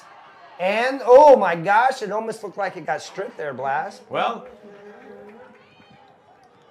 nobody signaling. The Borah kids getting up a little bit slow. That's Bolt. Getting up a little bit slow right there. Interesting, they put him in the backfield to run that play. That was quite a different look for the Borah Lions. That was an adjustment that they made in the last game. When Bolt wasn't getting enough touches against Capital, they moved him to the backfield, moved him to the running back's position. So here we go. Stanley dropping back, finding rhythm, looking for Bolt, and... wow, who's got the ball? It's a completion by Borah. Ty goes to the runner on that one. Wow. I guess that's the one that you just throw up and you say a prayer and it's 2-on-1 and there you go. You've said his name all night. Austin Bull making another big catch. Well, as a former basketball coach, I do appreciate a multi-sport athlete, and Bolt is exactly that, a 6'4" stud basketball player. I love him out here making basketball plays on the football field. So the Lions answering the Capital call, threatening, 6:23 to go. Stanley looks, finds a man in the slot position, a little quick slant pass. And that's the Borah tight end, number 15. Gavin Piva ran right by. It looks like he read it, was ready to make a play, and the Jake Stanley went right behind him. I thought Piva was going to make a play there. Well, if the Capital Gurkha defense is going to make a play, they need to do so quickly before the Borah Lions put more points on the board, or at least hold the Borah Lions to a field goal to make it a one-score game or keep it a one-score game. Stanley looking back from his back foot. That got picked. That got picked. And it was from his back foot. Got a catch, but we don't know whose ball it is. That was a bad throw. You don't make that throw. No. Wow. The second pass, that was picked by Capital, and the Borah receiver takes it back. I thought Jackson had that ball. It looked like he picked it up. That is a dangerous throw off your back foot to throw that in coverage like that. Wow. And that puts the Borah Lions at the 2-yard line. Still, the Borah Lions have only ran the ball once this half. Maybe this time will be it. And up the middle, and he walks it in for a quick score. So I don't know if flags. I don't know if momentum or opportunity is playing, but the Borah Lions had two huge plays that could have gone either way, but they got the breaks. And they put the points on the board, and it have extended to a 10-point lead, 5:33 to go in the third quarter. It's amazing what personnel can do for you. I know we were talking in the pregame show that this would be maybe another look like Eagle and the rushing yards on the Capital Eagles defense, but I don't think we've seen a pass game against Capital like this in a long time. I know a few weeks ago against Skyview we saw a pass game, but it's been a long time since offense has been able to take Coach Jacobson's defense and go up and down the field like this. Well, they're certainly going up the field with a couple of, I'll call them lucky breaks, but they were also great plays by the Borah Lions. The kick is up, the kick is good, and it's 28-17, 5:33 to go in the third quarter. So the Capital Eagles with their backs against the wall. The Borah Lions feeling their oats.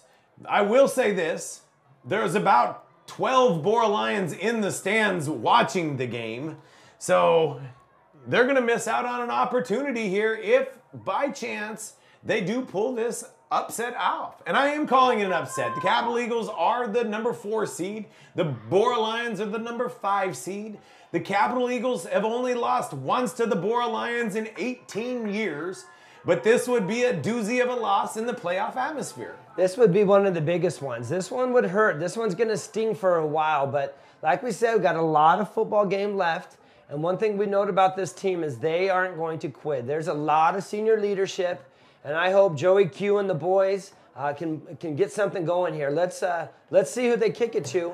We got Alec Bidner back. We started the game with a big return from him. I think if we get a chance, we could see another big one. So here we go, the Borah Lions. It was Capital's penalty. They didn't like being scored on, but it happened nonetheless. So the Borah Lions are kicking off from the Capital 45, and they're just going to kick it out. Got a touchback here. And you can see the Borah Lions special teams representing the Borah Lion football team. They are absolutely feeling their oats. All right, let's see what Coach Simmons and the Eagle Score offense can do. Again, they went down the field, 5-6 plays last time, got a score. See if they can do it again. So not only is it a physical battle now, but now it's a mental battle. The Borah Lions need to stay focused. The Capital Eagles need to stay confident. So look for the Capital Eagles to move the ball quickly and keep that pace. 5:33 to go, 17-28 the Borah Lions. Hibbs in the shotgun, a little bit of motion. And it's a fly sweep to the outside to Hawley. One man to beat, and he gets some yards, and great play, great wrap up. Michael Hawley had a great run there, and unfortunately our outside receiver just didn't sustain that block. That could have been a big one, Blaz. We could have hit that one for about 40 yards, and that's what you just need. You got to hold those blocks out there. You know, it's an underrated skill set for receivers to be a good blocker. You hear about it in the pros, but it's not really something that's talked about at the lower levels. Hibbs drops back, fakes the handoff, looks a little out to the flat, and that's Bender, who gets wrapped up from behind and crashed down, and it looks like two Borah Lions kind of ran into each other and rang each other's bells there. We're short. It's 3rd and short. We'll see what we got. We got Keyshawn Stuckman running into the game. Alec Weber running off. So, Capital Eagles looking to the sideline, looking for the play call. They've got it. The Borah Lions swapped in 2 new people. And there it is. And there it is, first down, big play. We call that our power read. So what what Ryan Hibbs is reading is that end, and he can either give that to Michael Hawley on the sweep, or he can read that, and he's following some big hosses up front, and it's another Capital Eagles first down. With 4:10 left to go in the third quarter, Hibbs drops back, looking, puts it up. He's got a man, it's Bender, looking for it. Looks like he just need to keep him in bounds a little bit. Yeah, that one was going to go out of bounds either way, I think. And I think Bender had a hard time adjusting to it as is. So the Capital Eagles take a big shot to Alec Binder. It sails out of bounds. So clock stop, 4:05, looking to the sideline. 2nd down and 10. Capital on their own 33-yard line.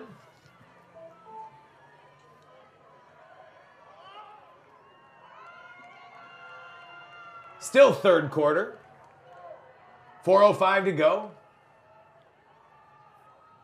Capital looking in motion. And there's that fly sweep play. See if they can get the yards this time. And he slips through and he gains about 4. Coach Simmons is a little angry right there, yelling at the ref and just giving us maybe a look on that protected Michael Hawley's head. Looks like he kind of got him by the face mask or maybe a horse collar, pulled him down by his head, but no call there. So 3rd down and 5. Clock still ticking, winding down into the 3rd quarter, 3:30 to go. Hibbs in the shotgun. 4 wide receivers looking into the slot. A little quick hit, picks up the 1st down.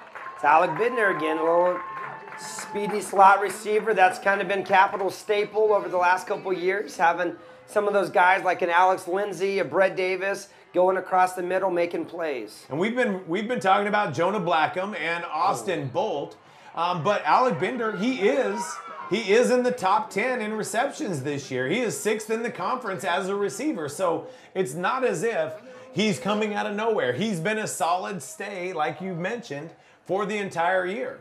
And, you know, it would be one thing, too, to say, well, he's top 10, but he hasn't played in a handful of games, so that's an impressive stat line considering he missed 3 games this year, 4 games for the Capital Eagles. So the Capital Eagles, 2nd and 10. Up the middle into that slot. It's Alec Weber. To number 11, Alec Weber. And he holds on and gains a few extra yards after the play. Alec Weber's been a fun kid to watch over his career here at Capital High School. Done everything right and got his Eagle score stripe this week. Duly earned for that guy. And so here's Capital taking their shot. And that one sails way over the head of everybody but 2 Borah defenders. Now the Borah defense has picked off Ryan Hibbs 3 times tonight. So I hope he's not adjusting his pass, sticking to the game plan, trust the system. Well, what makes me a little nervous about that blast is Alec Binder is a little banged up. He's not feeling very good, and he's hobbling here on the sideline. That's our deep threat, and that's not good seeing number 1 injured. So Capital, there's a Hibbs keep. We haven't seen it, except for the red zone plays on that last series. But Hibbs on 3rd down, and I'm guessing he went ahead and ran Hibbs on that one, knowing that this is again 4th down territory. I got 4 downs to score here. It's got 2 minutes to go in the 3rd quarter. I got 4 wide here. Let's see what he dials up. Here you go in the shotgun. Sammy SD, it's a fake, and back to the slot, and Hibbs overshoots. He saw him, he had him, but he rushed it. And so it's 4th down. The Capital Eagles at the Borah 39-yard line, threatening but facing a 4th down and 6. That last play is a little RPO we like to run. Try to get a slot receiver on a linebacker, and he just overshot Jackson Beers. Looks like he had him, just didn't make the play. So a big 4th down play for both teams here. I'm definitely a homer, so I'm rooting for the Capital Eagles to get it and to make this game a little bit closer, to keep it close and interesting. Hibbs looking, finds a man, and got him. Hawley. Great pocket presence. Rewind that one. You look at Ryan. Good technique. Ball's on the shelf. Feet are moving. Young guys at home. That's exactly how it's supposed to be. Eyes are moving. Get it to your playmakers. 1st down, Michael Hawley. And let's give a shout out to the Capital Eagle Hoggles, the meat up front, holding off the Borah Lions D-line to give Hibbs that time. And it looks like... got a banged up guy. It looks like it might be Michael Hawley who just made the big catch. Something wrong with his leg. It looks like cramping or maybe took a shot to the leg. Well, that'll give us the time to break this down, put Coach Stringer on, maybe trying to find a few score updates from around the state. But the Capital Eagles with 2 minutes, 25 seconds, a huge 1st down play off of a 4th down scenario. a huge play, but Hawley comes up injured in that, which gives the Borah Lions a chance to regroup. It gives the Capital Eagles a chance to plot and scheme. So here's my question. We got 1st and 10. Looks like we could punch it in. Hypothetically, if we do not get a 1st down and can't punch it in, do you kick a field goal to make it a 1-score game? Or is this 4 downs, got to get the touchdown, playoff football?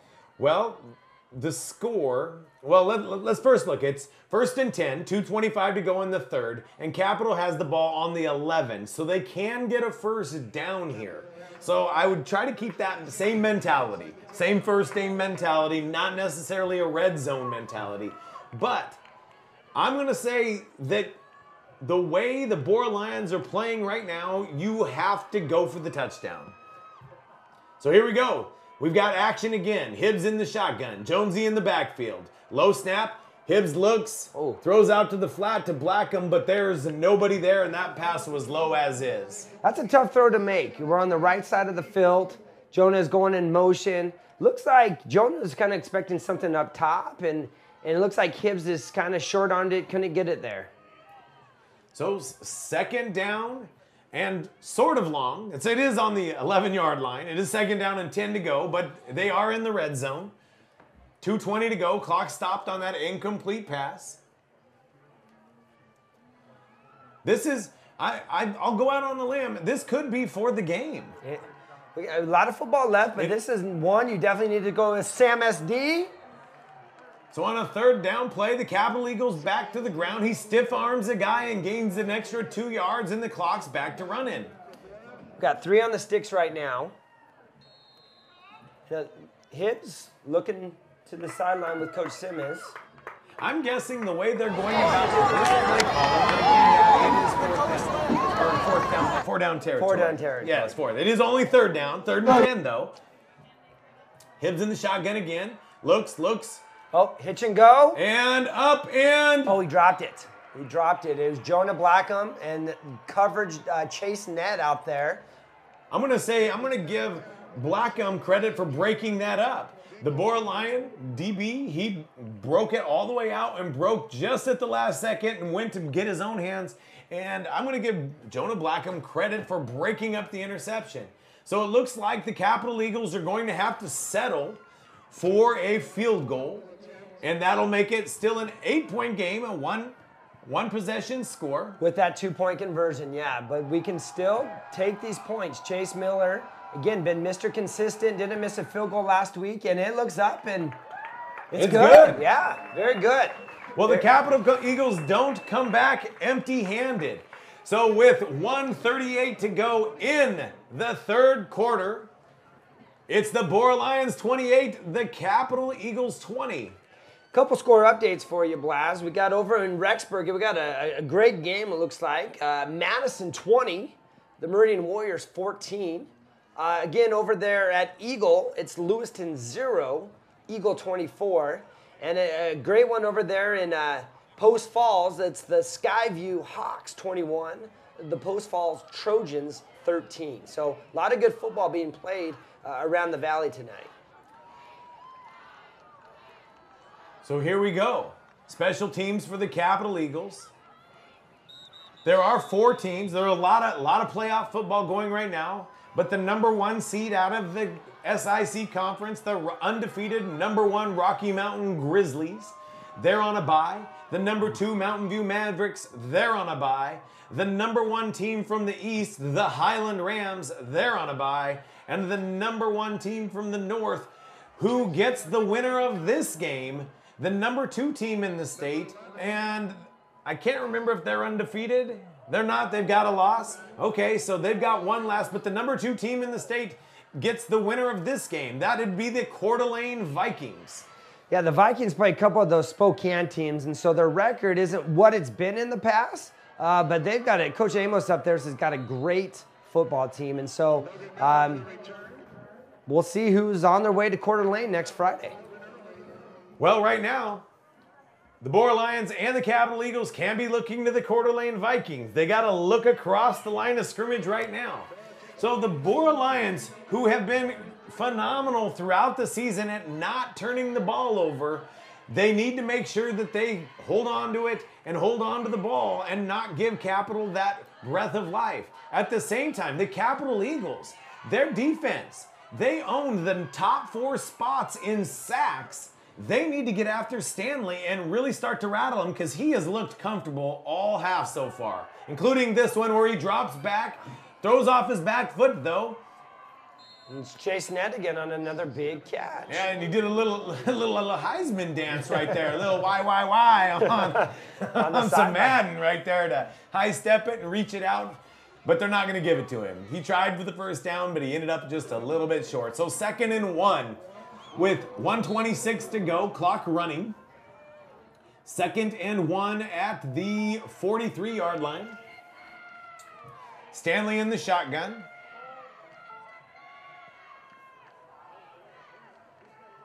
Bolt in motion, looking, little screen to set up for Bolt out to the flat, and he makes a little room out of it, and he high steps it through, and he gets away and outruns the rest of the Capital defense, and with 58 seconds to go in the third, and Bolt drops his own guy trying to celebrate in the end zone. That was a big dude versus a little dude celebrating, and Austin Bolt won that one. I'll say that. That was impressive. That was next level speed. It looks like Gavin Piva, one of our faster guys on the team, looks like he had him, and then just out of nowhere, Austin Bolt just took off. Well, Austin Bolt is a next level athlete. Oh my gosh. I imagine, I don't know, even though he showed that burst of speed, I don't know if he has Division I receiver speed.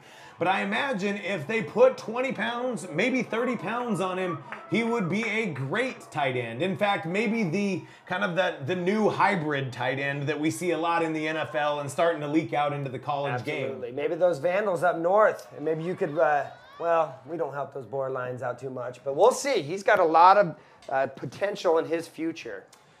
Yeah, the Idaho Vandals. I don't want to talk about it. Well, hey, listen, I know we've been talking seeding and Rocky having a pretty amazing year, but last week, Borah gave everything that Rocky had to really had to beat Borah. And so I'm amazed that that score is closer than it is. As I really believe Borah is a team on a mission right now and giving us everything we can take. Well, if they knew that they had Stanley maybe back, if they knew that they were going to have the lead, and I imagine they're feeling pretty good. So if they knew these things going into the game that they had, I suppose, options, it does open up the playbook. It does give them that sense of confidence. So they returned their own pooch punt, and that gets to number 19 for Capital, who slices his way. So the Capital Eagles will get, with 53 seconds left in the third quarter, trailing the Borah Lions by 15 now, they will get pretty decent field position. But Capital is definitely going to have to find the momentum and the pace that they had that has put points on the board. And it looks like Gavin Piva's back on the field playing both ways, but Alec Bittner is out there. So just a package here with Piva out in motion.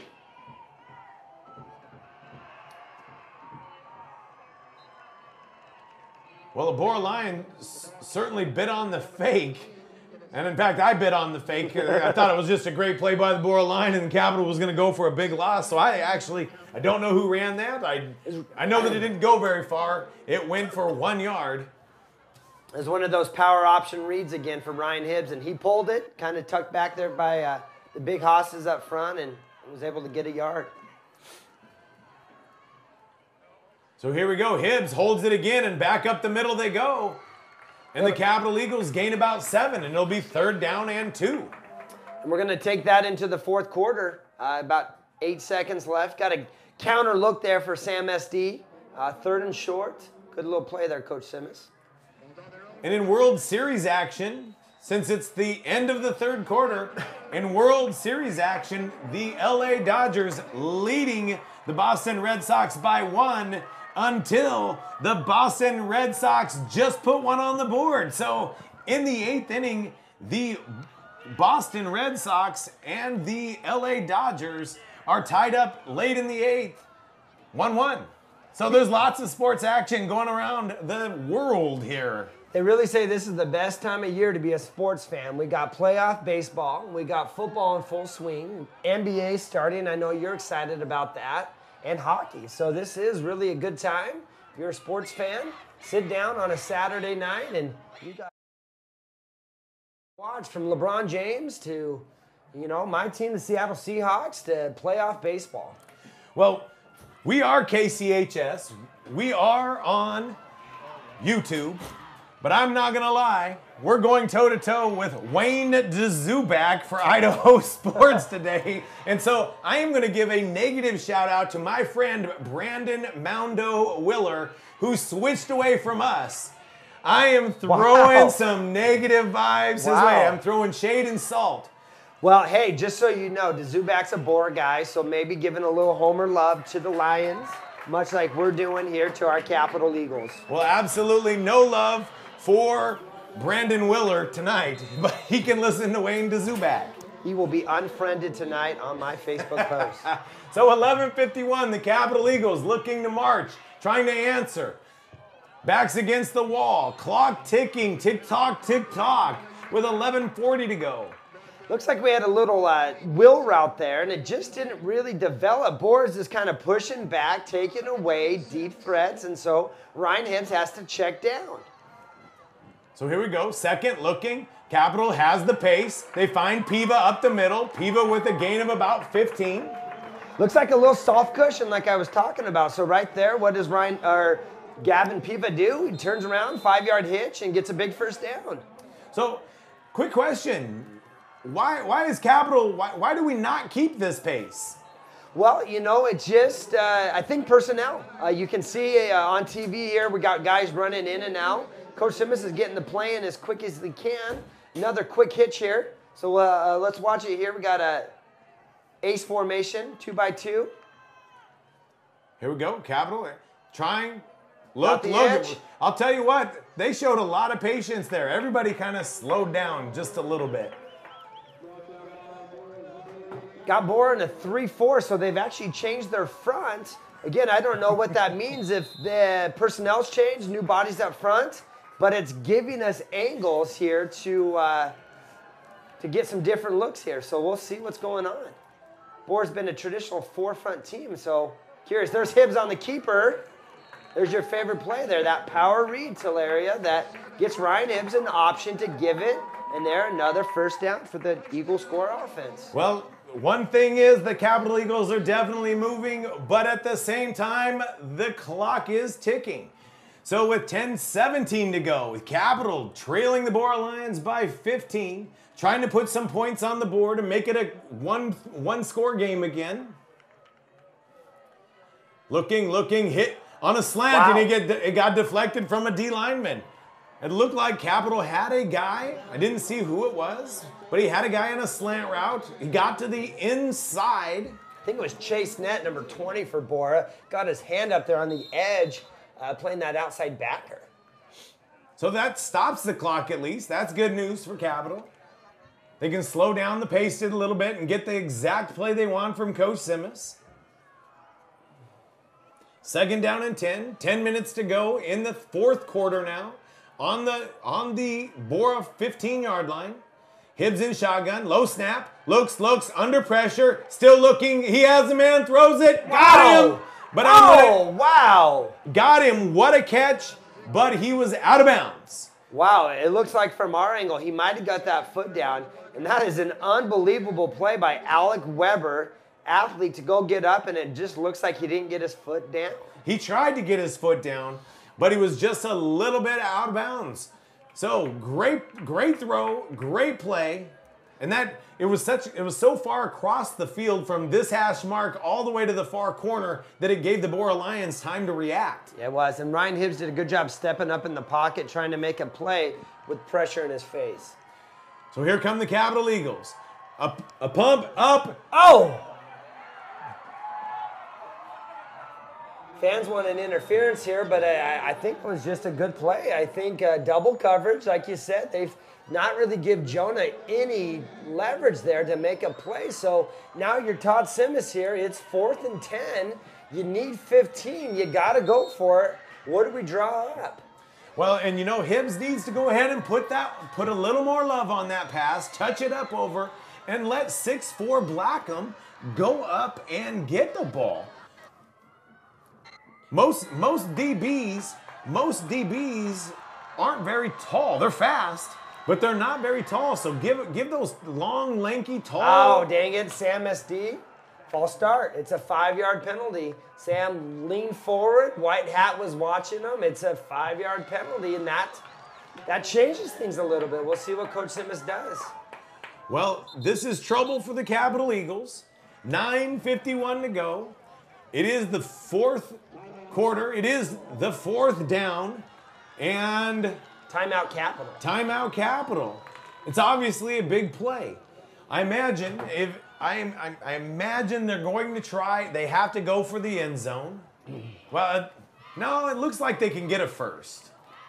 So they do. That's a correction on my behalf. It is 4th and 15, but Capital can, from the 20, so Capital can get it to the 5-yard line and get a first down. So I guess it does give a little more room to move for the plays here.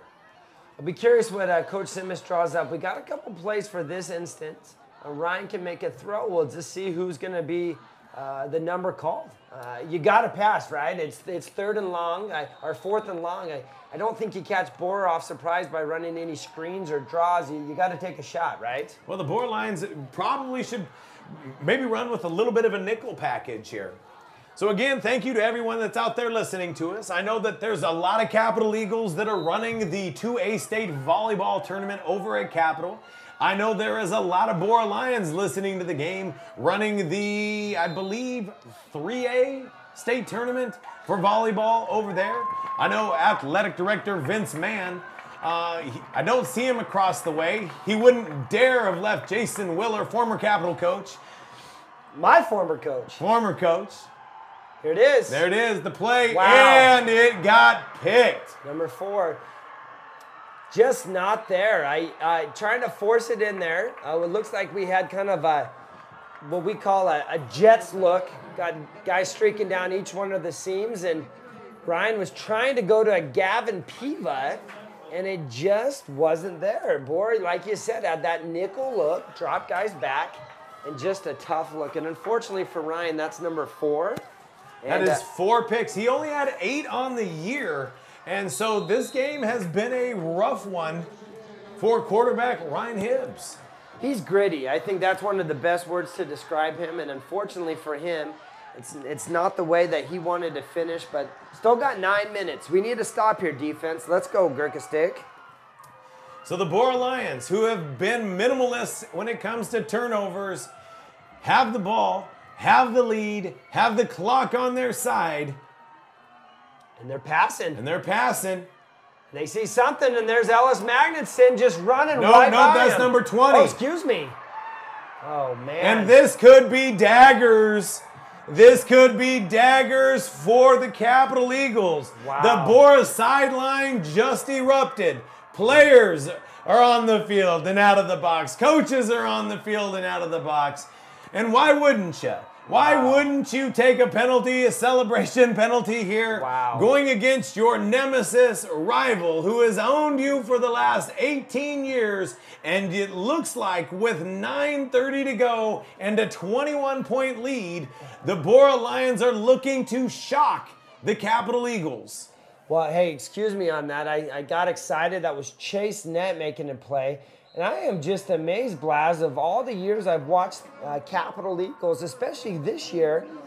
I expected a little bit more team speed there on the outside. I mean, now is that our 3rd or 4th play where they get a screen and Chase Nett or an Austin Bolt just go right down the sideline, right past our Capital defense. And number 20 for the Borah Lions isn't known as a speedster. He's known as a possession receiver that battles for his extra yards. But he showed a burst there. And that could be enthusiasm and adrenaline for all of it. So, Gosh, we got to get a quick strike. So got a penalty, right? It looks like it was on Borah. So Mike's going to push him back a little bit on this kickoff. Well, again, another Nostradamus call by me. Why wouldn't you celebrate Right? when you're up 22 in playoff football with 9:30 to go in the fourth quarter?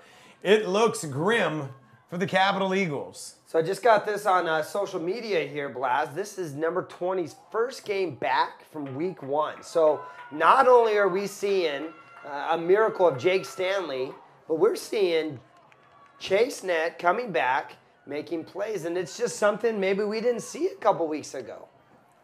Well, momentum is certainly on the Borah Lions side.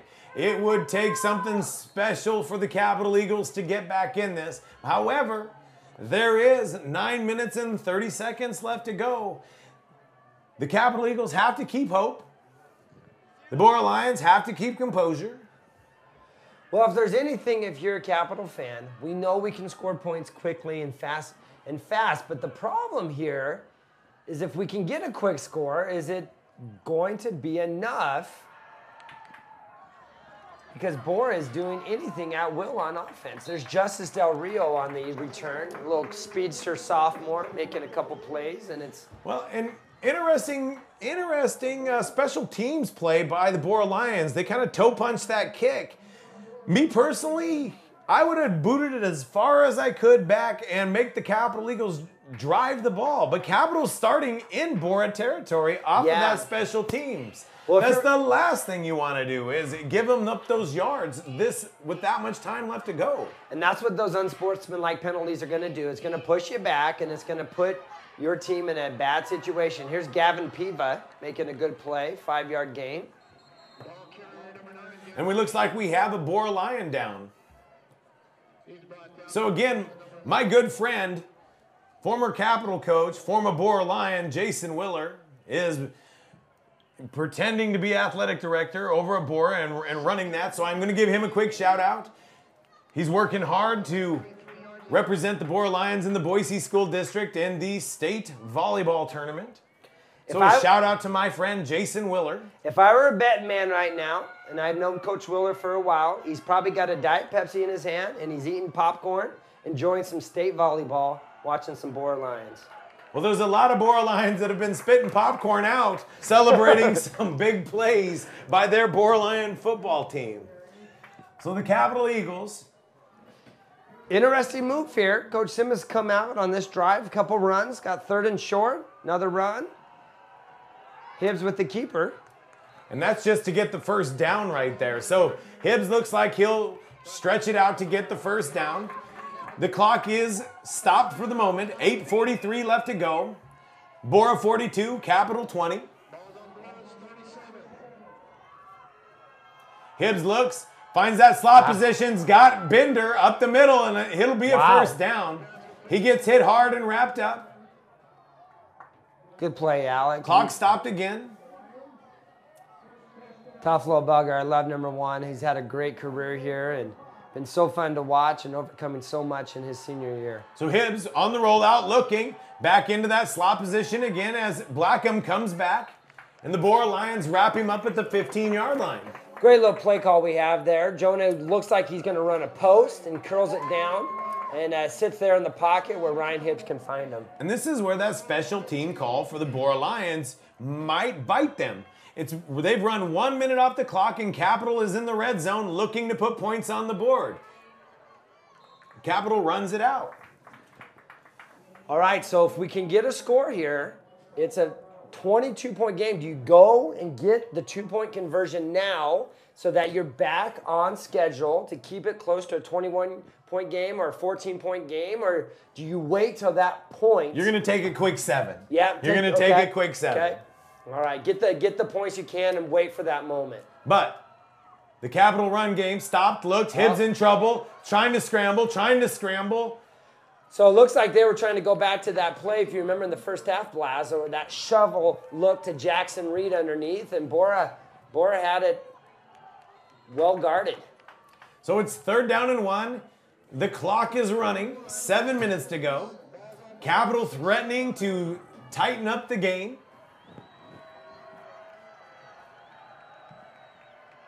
Hibbs in shotgun. Bender in motion. And it's Hibbs up the middle, and he'll get the first down, but he will not get the touchdown. Clock stops as the changer move in here. Getting that power read look. Ryan's done it so much. We'll see if we can get one dialed in here. If I was the Borah line, maybe Coach Burton right now, I'd take a quick timeout. Oh. Take a quick timeout. You've got the lead. You're not going to need them down. Hopefully, you would think, not need them down the road. But give your defense a chance to catch their breath. Well, especially if you look out there, I see quarterbacks out there playing corner out here. We got Ellis out there. We got Chase Ness. So, yeah, I would give those guys Austin Bolt sitting in the middle. And Sammy SD, stiff arms, and he gets stuffed. So 3rd down and 1, maybe 2. 6:40, the clock's still running. Quick score update, SIC action. Eagles taking control of Lewiston, 38-0. And surprising, Post Falls is making a little run at Skyview. It's 21-20.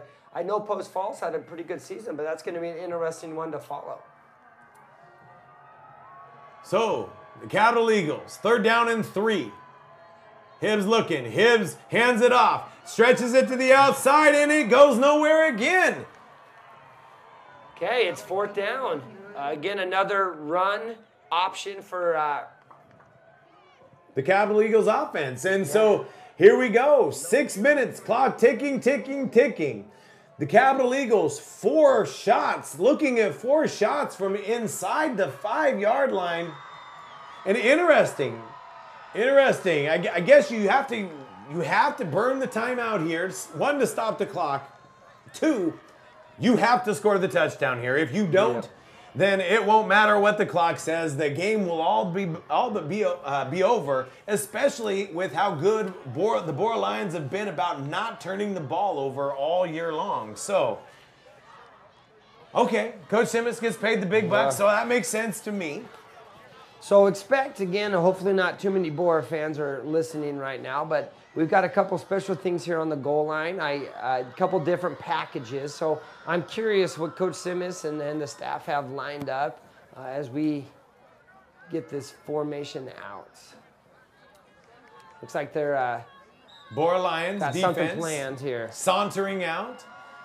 The Capital Eagles sauntering out. Huge play. Maybe play of the night right here. The fans are on their feet here at the DLP. We'll see what Coach has drawn up. This is our goal line package. I like it. Got the throwback. And it's a touchdown, Capital. Great call, Coach Simmons. Great call. Wide open. All the momentum going to the right. Everyone's thinking Ryan's going to find somebody, and tucking back under there is a nice touchdown. I think it was Jackson Beers on that catch. Number 16, Jackson Beers, correct. So, the Capital Eagles, with 5:48, put some points on the board. Now it is time for the Black Cats. It's time for the Capital defense to answer the call and come up with a turnover. They're going to need at least 1 turnover, I think, and 1, maybe 4 and out. So if you're Borah, you got 5 minutes, 48 seconds. You've run just a couple pop plays that have gone the house. Blaz, we've seen them pass the ball. Do you keep going with what's hot, or are you going to get conservative and try to run the ball? If the Borah Lions put any more points on the board, the game is over. So you get aggressive. You've played the Capital Eagles 18 times in the last 18 years, and you've only got them once. You're 5 minutes, 48 seconds away. I say you absolutely take your shot. Our good friend, rest in peace, Dennis Green, what would he say? You play to win. No, sorry. That's our Arizona State guy. You play to win the game. That's Herm Edwards. So the Borah Lions definitely want to play to win the game here. Now is not the time to be conservative. If they, like I was saying a little bit earlier, Capital needs to get at least 1 turnover in the next 2 series that Borah has. One of those can maybe be a 3 and out. So if the Borah Lions, who have only run the ball a couple of times, three times this entire half, that's not really their strong suit at the moment. So you almost have to run with what got you here. Dance with the partner you came with. Yep. Hey, and I fought Jason Burton, and it's been the streak. You score when you can't because oh my gosh, and we got an onside kick, and there's a lot of movements. And a Borah Lion came up to get it, and he dropped it. Wow. So there's one turnover. Wow, here we go. The clock is still going. The clock is still going.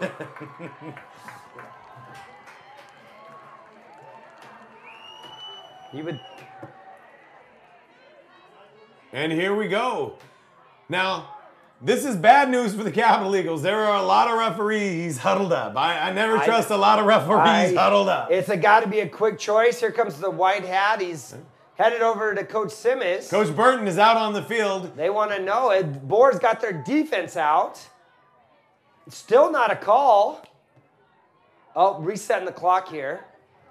All and right. by the looks of it, I would say, I think it's Capital's ball here, Blas. Well, the Borah defense is out there. So I'm going to guess that the Borah Lions have decided that it is indeed the Capital Eagle ball. So with 5:35 to go, the Capital Eagles, dead in the water, have scored a quick touchdown and have gained the onside kick. Now 5:45 is a lot of time to play. I've got a good friend named Derek Dixon who used to always chirping, a lot of football left, a lot of football. Here we go. We got a shot. Got Jonah and down he's the got him. He's got him. Oh, there's a flag. Very good. Good call. Get aggressive. Put it out to your playmaker. And, you know, if you're Borah there, you don't give up the touch. And that's probably the best thing. It looks like who was out there on the coverage. That's probably the best thing they could have probably done. Well, they took their shot. Coach Simmons being aggressive with 5:39 to go, trailing the Borah Lions. And it is definitely a pass interference. Well. Okay, well, now what's going on here? Not sure. Looking. It is a first down. 15 yards? Is that, maybe that's what it is. 15-yard penalty. Capital Eagles on the 35-yard. Hibbs with the kick out. The Borah Lions would have wrapped him up quickly on that one. That would have been Jake Stanley with the tackle on that one. But it's incomplete, and that does indeed stop the clock. There's a lot of confusion there on the Borah defense. Innocent Nade Regaji was running around there like he had no idea. So I'm surprised that we didn't get a better shot there. Now, got some yellow on the field. Definitely a flag on the field. Obviously against Capital, by the way, they're backing up. So that 15-yard must have been a holding, I'm guessing, because we're backing up 10. You know, I've called a lot of football, Blas, over the last couple of years, and there is just not a whole lot you can do when you get a holding penalty. Now, I'm a little confused because it's 2nd and 25, so that must have been a personal flag, because that's a 15-yard penalty, if I'm not mistaken. Well, I don't know. I missed that one. I am not happy with whatever that play call was. But Capital goes with a little draw up the middle to Sammy SD. He'll get 10 yards. The Borah Lions wrap him up. And Coach Simmons is getting the formation, and so it's going to be 3rd and long. If I know football like I do, that must have been a personal foul. So I wonder if something was said or something done on the field that kind of comes back to haunt the Capital Eagles when you're trying to make a comeback. Especially when you would have had the ball around the 10. Right? So here come the Capital Eagles. Drops. And another flag on the field. So again, what we had there is a Jets look. We got guys running up on the numbers, on the seams, looking for guys. And I just think Ryan missed the wrong guy. They had another guy right there up the hash that was open and kind of tried to squeeze one in there. And what's going to happen? You get the tip drill. And unfortunately, it's interception number 4 for Ryan Number Hibbs. 5. Number 5. What was his stat line for the year? He only had 8 for the year, and he's got 5 now. Not the game he was hoping for. Now, again, I've always been one step behind the Borah Lions on this one, but this time I'm guessing, regardless of how good their run game is, I would go run run, and punt it away and run that clock off. Capital only has one timeout left. That's going to come back to haunt to them. go. Yep, that's going to come back to haunt them. So the biggest thing for the Gurkhas right now is they just cannot let a first down happen. Well, let's see what the Borah Lions do. I'll tell you what, that running back, he took the ball with two hands on it, and he never took two hands off of it. Yeah. So, second down, and the clock is not the friend of the Capital Eagles. And Capital burns it quick. Capital burns the timeout quick with 4:49 to go. Well, hey, if you can save the time, I guess you can. Now, for those fans at home that do not know, high school football is just like college. So when the chains move, the clock stops. But that doesn't help the Capital Eagles at this time. We have to get a stop. Well, I'm following along, checking the social media real quick since we have this timeout. And the Borah fans that are listening to us, they themselves are getting a little chirpy. They themselves are feeling their oats. They're calling it over, but there's still time on the clock. So we can't officially call it yet, but the Capital Eagles are definitely in a dire position here. Speaking of over, we do have a final over in Eastern Idaho. It is Madison 27, Meridian 14. So kudos to the Bobcats out there. And it's going to be a long bus ride home for the Meridian Warriors. Well, it's going to be a long bus ride home for the Capital Eagles if they don't get going here with some sort of momentum. So a little pitch toss out. No. And that is a first down. Again, And that is a brutal play for the Capital Eagles because now it's a first down, no timeouts, and the Borah Lions clock running again. They're going to run this bad boy out if I know what Coach Burton would be doing here. And that's little 5'7", 175 running back, Austin Fomfakdi. So it looks like they may give him the ball.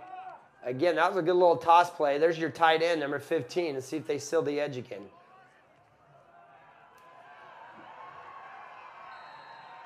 And if that last first down wasn't daggers, this first down might be. It looks like the Capital Eagles are reading the writing on the wall. Unfortunately, it's going to be a huge win by the looks of things for the Borah Lions. And unfortunately, it doesn't look like the Borah faithful had much faith in the Borah Lions. The crowd tonight is not impressive. But I will say the crowd that is here, they got a great performance by the Borah Lions. And I feel for the boys. We made a decision, as some of you saw in the Statesman, a great rivalry of pulling out the Gurkha sword, and some of the seniors wanted to pull it out again. And if you know that tradition, I know you know it very well, Blaz, is we seek blood, and in this case, you do not get to put the Gurkha sword back with a loss to Borah. So I feel bad for these boys that have put so much work into this season. Well, clock running down. 3:15, 14, 13. Running it all the way down. Quarterback for the Borah Lions is number 5. Not quite sure who that is. I'll look that up real quick. Quarterback number 5? Yep. Same quarterback. Oh, that is, again, I guess that's Jake Stanley. I guess I just have it in my head that Jake Stanley's still out, but he came out and pulled out some heroics. I don't know. Yeah, I don't know if you've been here this second half, but it's a big reason why Borah has 42 points here, Coach Teleria. Well, 2:35 to go. It does not look good for the Capital Eagles. The Borah Lions can start looking ahead to the Coeur d'Alene Vikings, the number 2 team in the state. And that's it. There's your dagger right there. Borah got Capital to jump.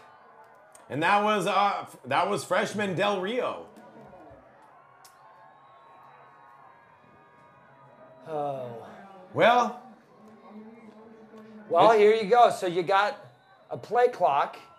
I think we can, if he gets one more first down, they can take a knee and it's game over.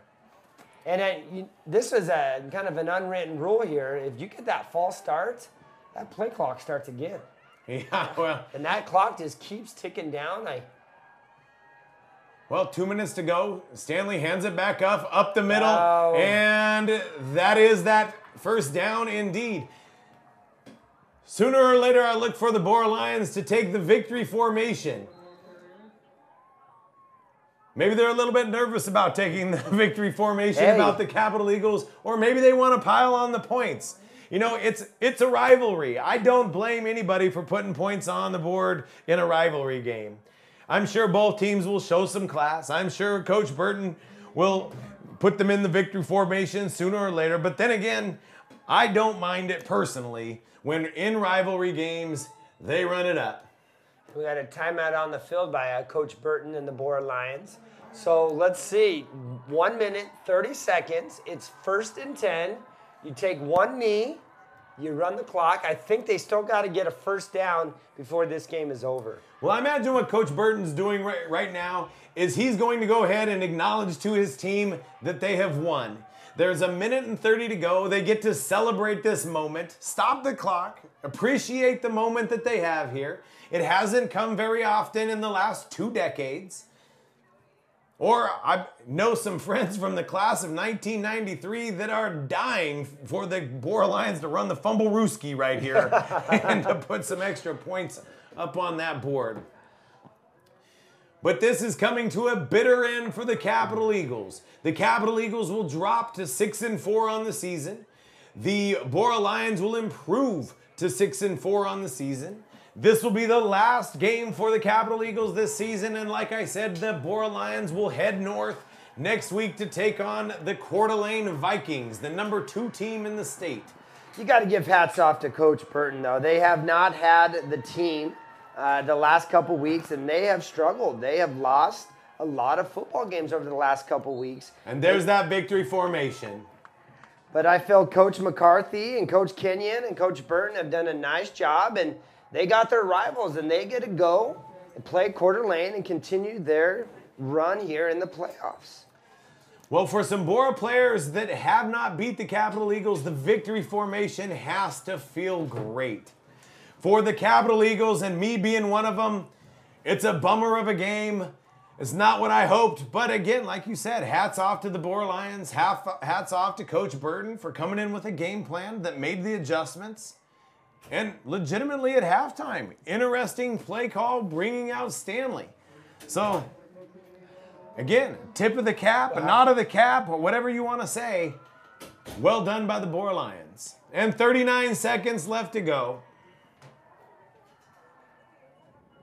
And this is the tough part being a coach, being a teacher here at Capital High School, is that these boys you've loved up so much over the last couple of years, and we've been doing this since May, together every day. It's a long night, and it's a lot of tears, and it's a lot of frustration because you just didn't want it to end. Like yesterday's practice, we had no intention of ending our season tonight against the Borah Lions. And it certainly does end, unfortunately for the Capital Eagles. Final score, as it clicks down 3-2-1, it is the Borah Lions 42, the Capital Eagles 27.